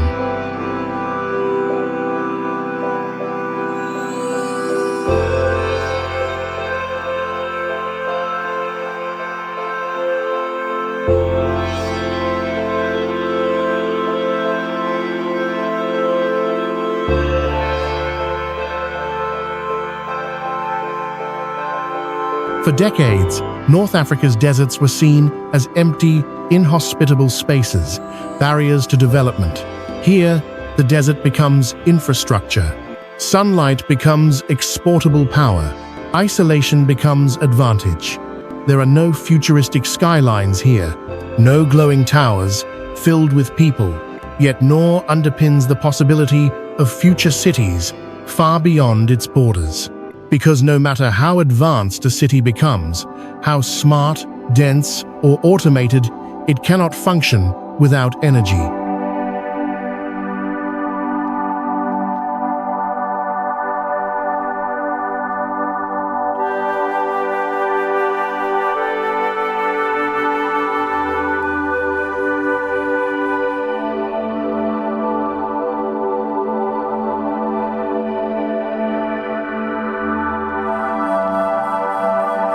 Nor represents a shift in thinking.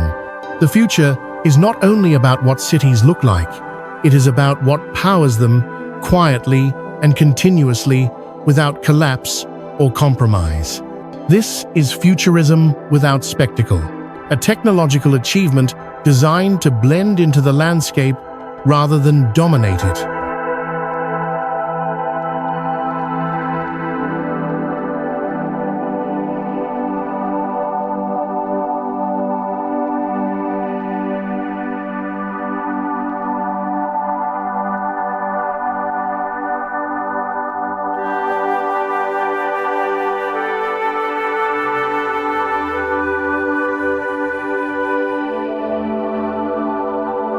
In a world racing toward electrification, electric vehicles, data centers, smart grids, AI infrastructure projects like Noor reveal a simple truth.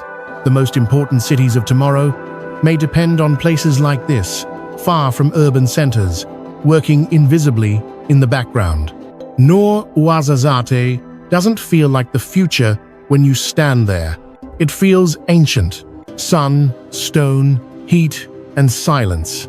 But in that silence, one of the most critical foundations of tomorrow is already being built. Not in glass or steel, but in light.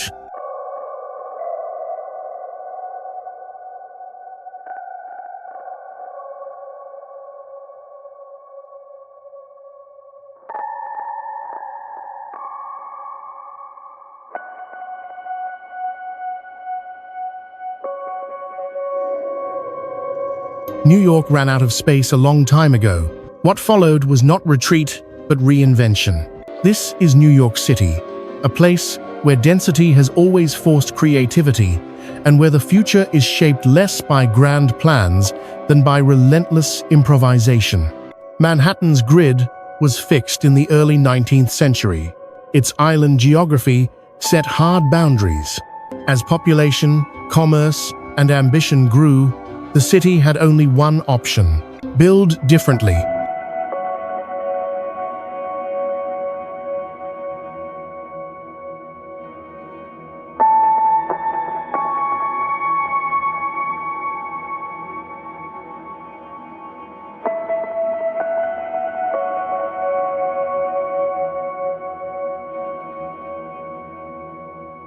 For decades, that meant building upward.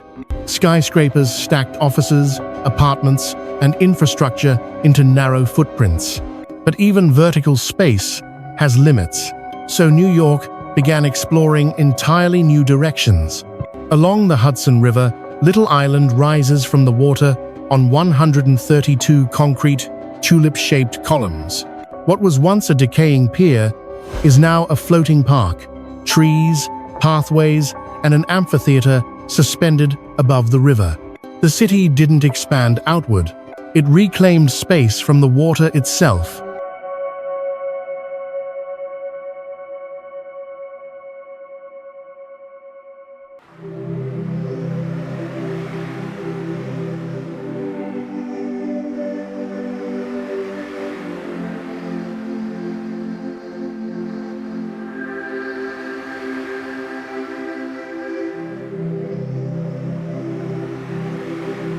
Elsewhere, architects proposed ideas that redefine what tall even means. The Big Bend, a conceptual super-tall skyscraper, loops into a massive U-shape. Measured end to end, it would surpass any building on Earth in height. Not by going higher, but by bending. When zoning laws cap vertical growth, New York looks for loopholes in geometry. Technology, too, reshapes public space.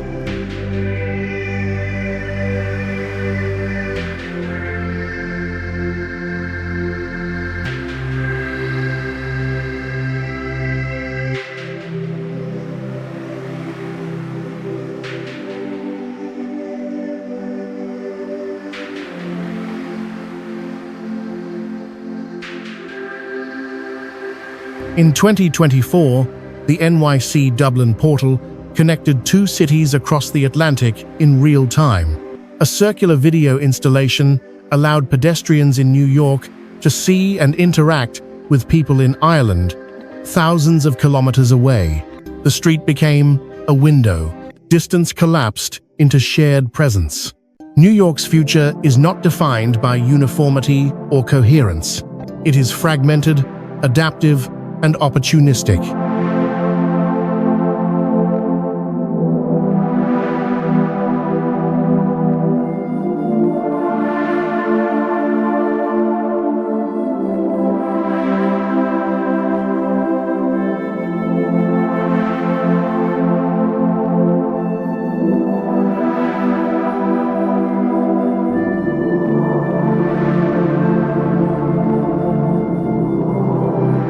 Old warehouses become tech offices. Rail lines turn into elevated parks. Infrastructure is constantly repurposed rather than replaced. This constant reinvention is both strength and strain. Housing shortages persist. Inequality is visible block by block. The city evolves faster than solutions can be evenly applied.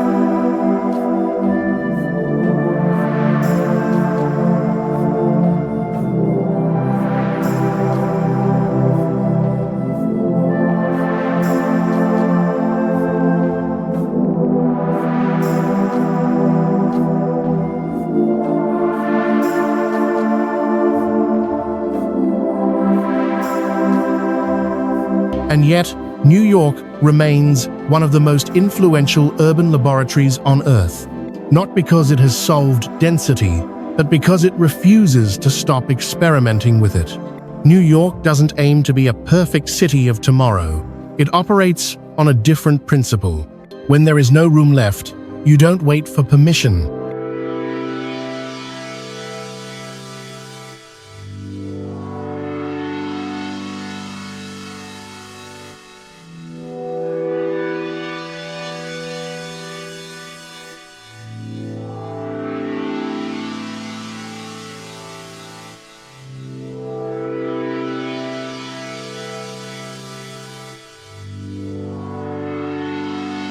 You invent space.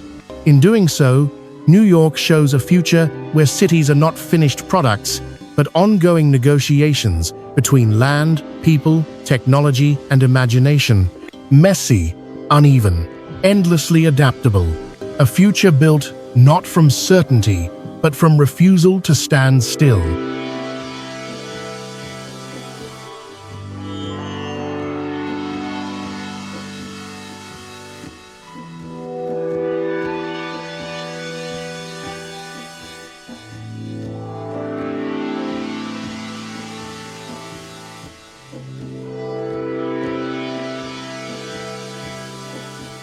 In the Pearl River Delta, the future is no longer contained within city limits. Here, urban life stretches across water, borders, and political systems, forming something larger than any single metropolis. This is the Hong Kong, Zhuhai, Macau region, one of the most ambitious experiments in regional integration ever attempted. Individually, these cities are already extreme.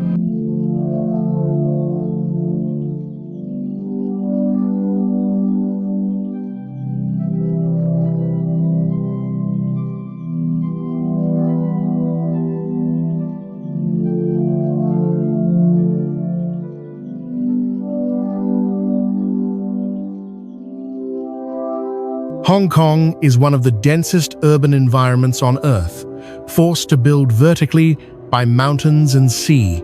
Macau transformed gambling into architecture, its skyline pulsing with LEDs and spectacle.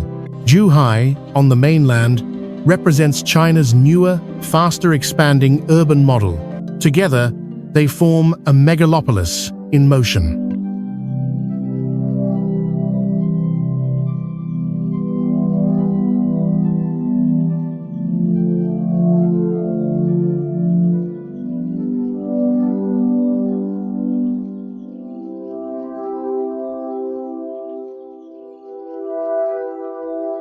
Binding them is the Hong Kong-Zhuhai-Macau Bridge, a 55-kilometer engineering feat that crosses open sea, artificial islands, and a 6.7-kilometer undersea tunnel, It is the longest sea-crossing bridge system in the world.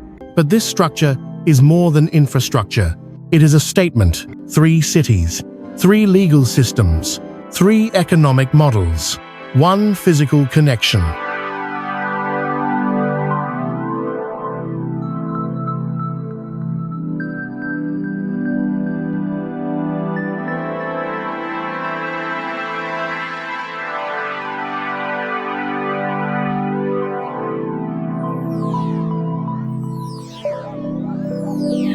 Before the bridge, traveling between these places could take hours by ferry or indirect routes.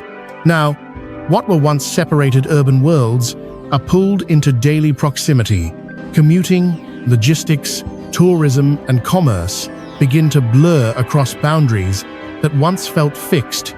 This is what the future of cities may look like, not taller skylines, but wider networks. In the Pearl River Delta, no single city dominates. Instead, each specializes.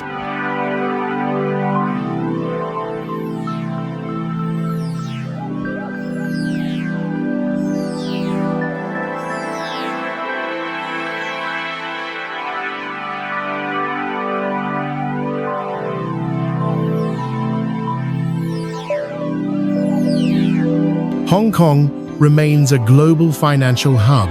Shenzhen, just beyond, drives manufacturing and hardware innovation. Macau functions as a leisure and entertainment center. Zhuhai absorbs expansion and experimentation. Together, the region rivals the economic output of major nations. And yet, this future is complex.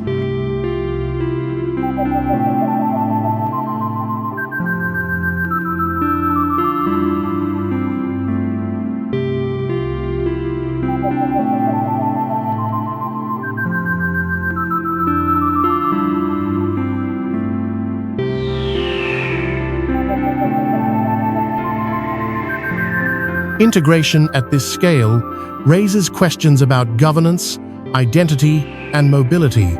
How do people move freely across systems that operate differently? How do laws, currencies, and cultural norms coexist when physical distance collapses? The bridge doesn't solve these problems. It forces them into the open. At night, the region glows.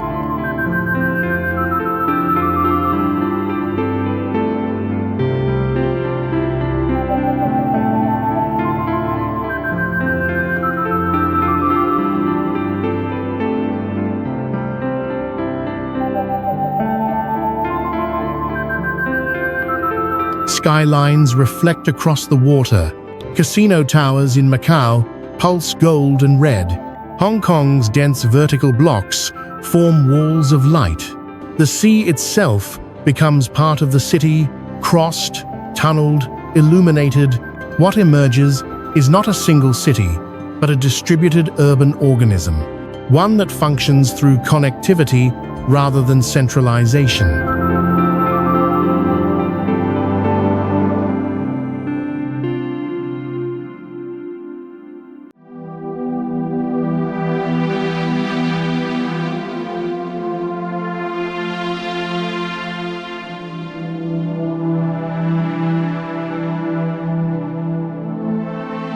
As global urban populations grow, this model may become increasingly common, cities expanding until they touch, then learning how to operate together. The Hong Kong-Zhuhai-Macau region offers a glimpse of that future, where the question is no longer how big a city can get, but how many cities can function as one. A future measured not in height, but in connection.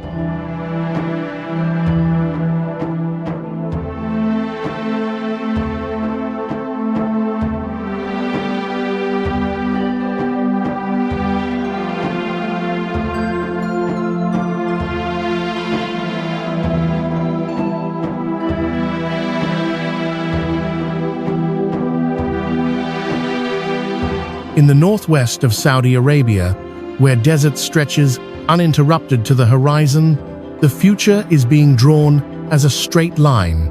This is NEOM, a megaproject valued at more than $1.5 trillion, spanning an area roughly the size of a small country. At its center lies the line, a city concept unlike anything humanity has ever attempted. No cars, no roads, no traditional streets.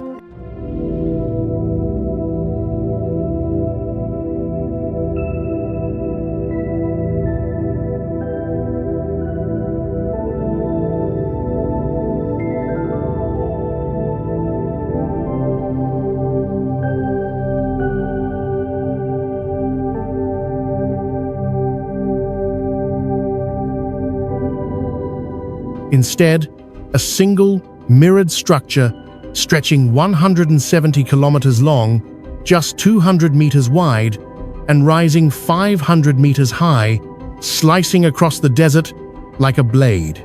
The idea is as bold as it is controversial. 9 million people, stacked vertically inside one continuous building. Everything needed for daily life: homes, schools, hospitals, offices, parks, located within a 5-minute walk. Transportation happens underground, via autonomous high-speed pods capable of moving residents from one end of the city to the other in under 20 minutes.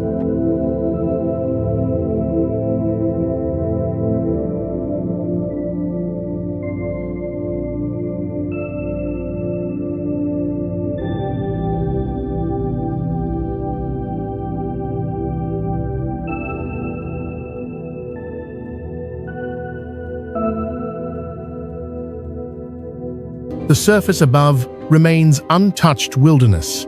In theory, the line produces zero carbon emissions, powered entirely by renewable energy.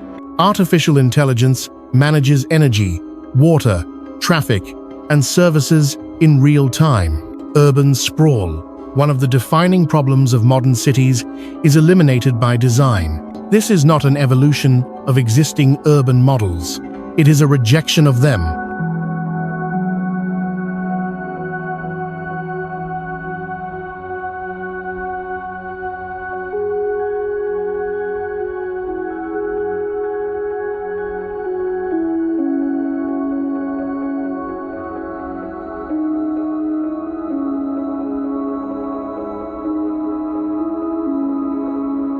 Construction has already begun. Massive excavation cuts through rock and sand.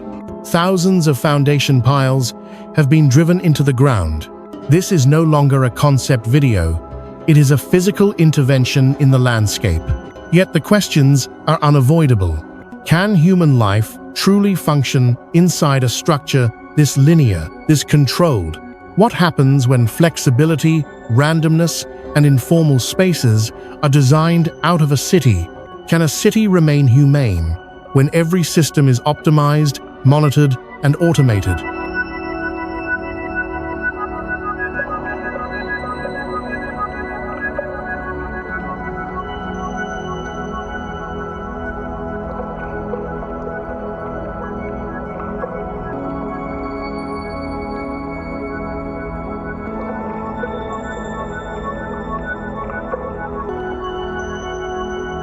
Critics argue that the line prioritizes ideology over lived experience. Supporters claim that incremental change is no longer enough, that only radical redesign can address climate collapse, resource scarcity, and population growth. NEOM exists at the intersection of ambition and uncertainty.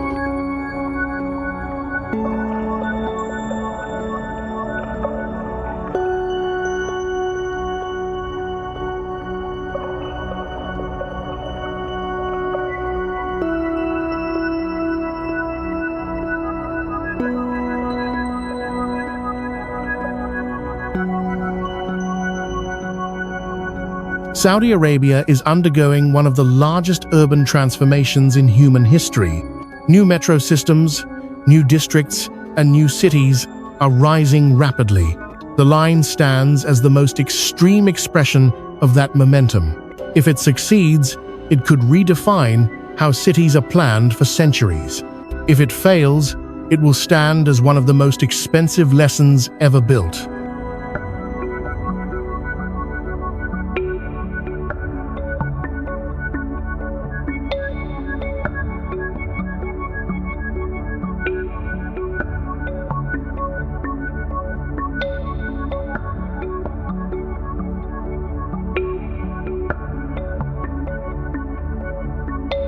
What makes Neom different from every other future city is not just its scale, but its confidence. It assumes the future can be fully engineered. No improvisation, no organic growth, no historical layers. Just one continuous vision, imposed at continental scale. Neom forces a question that no city has asked so directly before.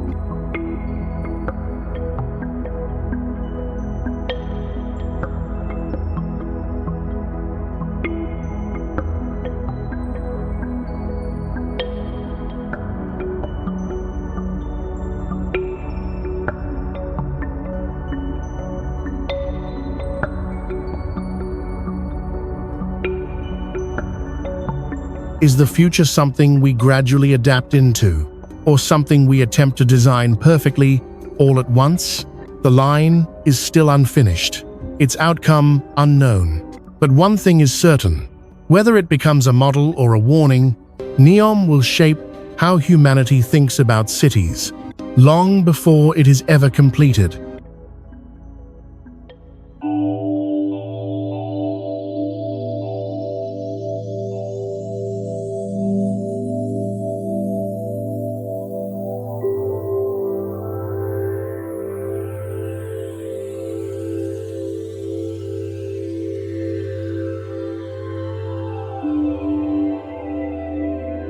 On Taiwan's northern coast, facing the Pacific Ocean, the future sits quietly abandoned. Rows of white, circular structures dot the landscape, their shapes unmistakable. They look like flying saucers, frozen mid-landing, stacked and scattered as if part of a forgotten invasion. This is the UFO Pod Resort, one of the strangest and most revealing failures in the history of futuristic urban design.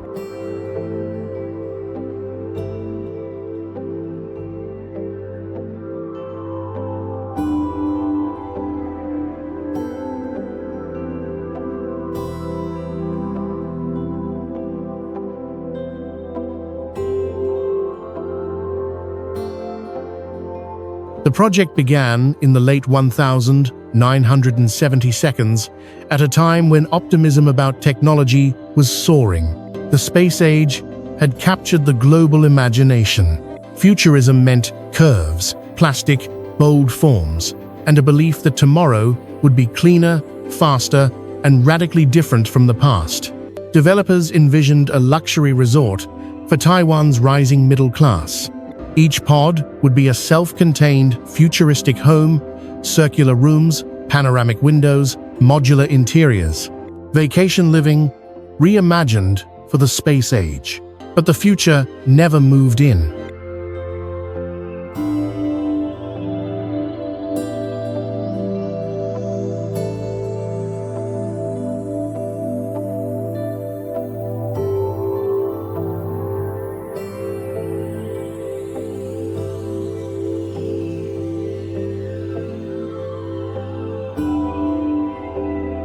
Construction was plagued by delays, rising costs, and a sudden real estate downturn. Then came a series of fatal accidents on site. Superstitions spread. Funding collapsed. The project was abandoned before it was ever completed. No grand opening, no guests, no second chance. Today, the pods sit empty. Paint peels from their curved shells. Concrete cracks. Plants creep through doorways and windows. What was meant to look like tomorrow now feels like an artifact from an alternate timeline.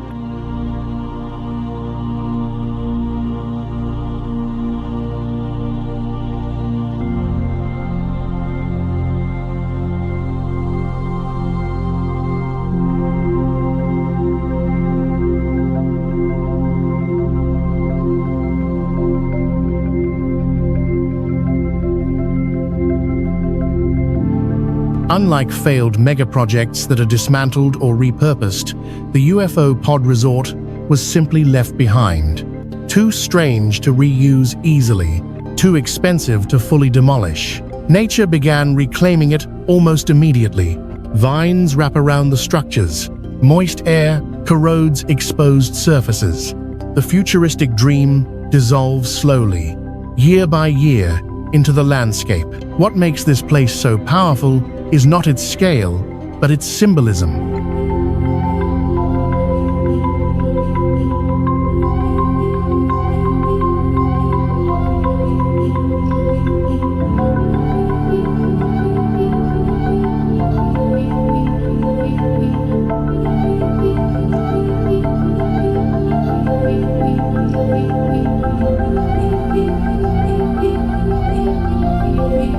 Every city we've explored so far represents a future in motion, evolving, adapting, still being tested. The UFO pod resort represents something else entirely, a future that's stopped. It reminds us that not all visions survive reality, that timing matters as much as imagination, that economics, culture, and human fear can derail even the most confident ideas.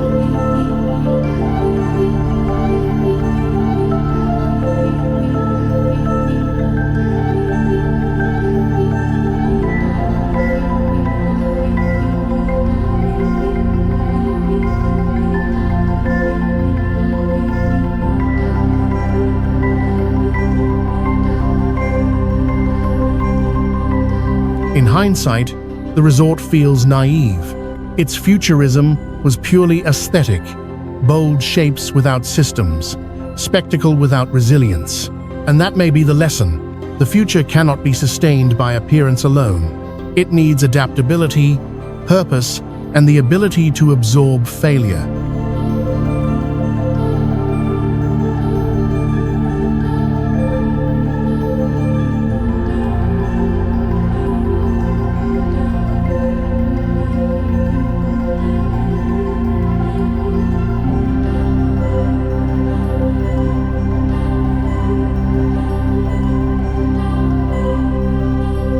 The UFO pod resort stands as a quiet counterpoint to every glowing skyline and successful experiment. A reminder that for every future that gets built, many more are abandoned along the way.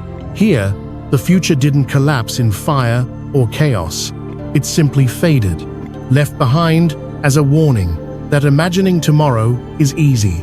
Building one that lasts is much harder.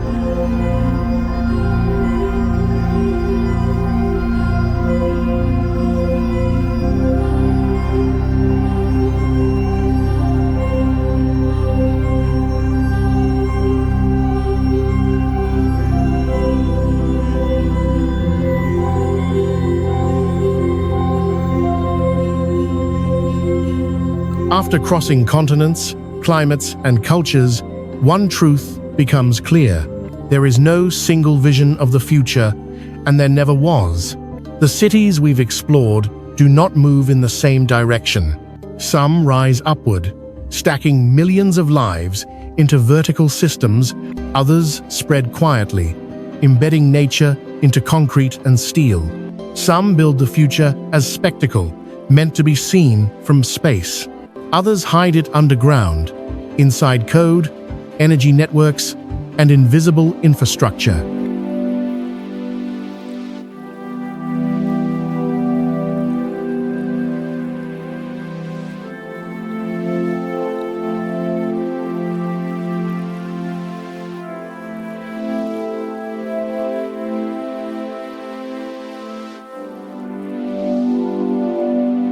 Each city responds to its own pressures: geography, climate, history, politics, resources.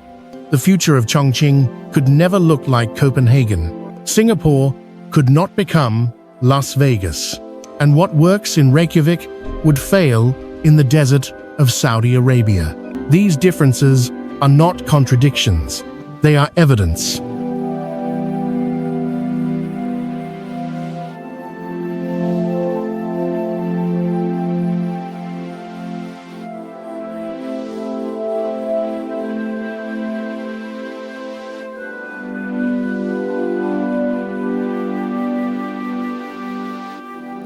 Evidence that the future is not a destination waiting at the end of time, but a series of experiments unfolding simultaneously across the planet. Some of these experiments will succeed, Others will adapt, and some will quietly disappear, leaving behind lessons rather than skylines. What matters is not whether a city looks futuristic. What matters is whether it can endure.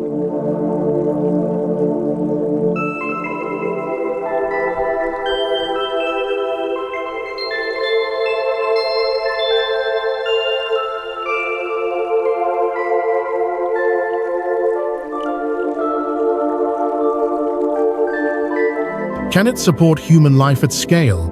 Can it evolve when conditions change? Can it balance technology with humanity, efficiency with meaning? The cities of tomorrow are already here. They are being tested every day by weather, by economics, by people simply trying to live their lives. There is no perfect model, no final blueprint.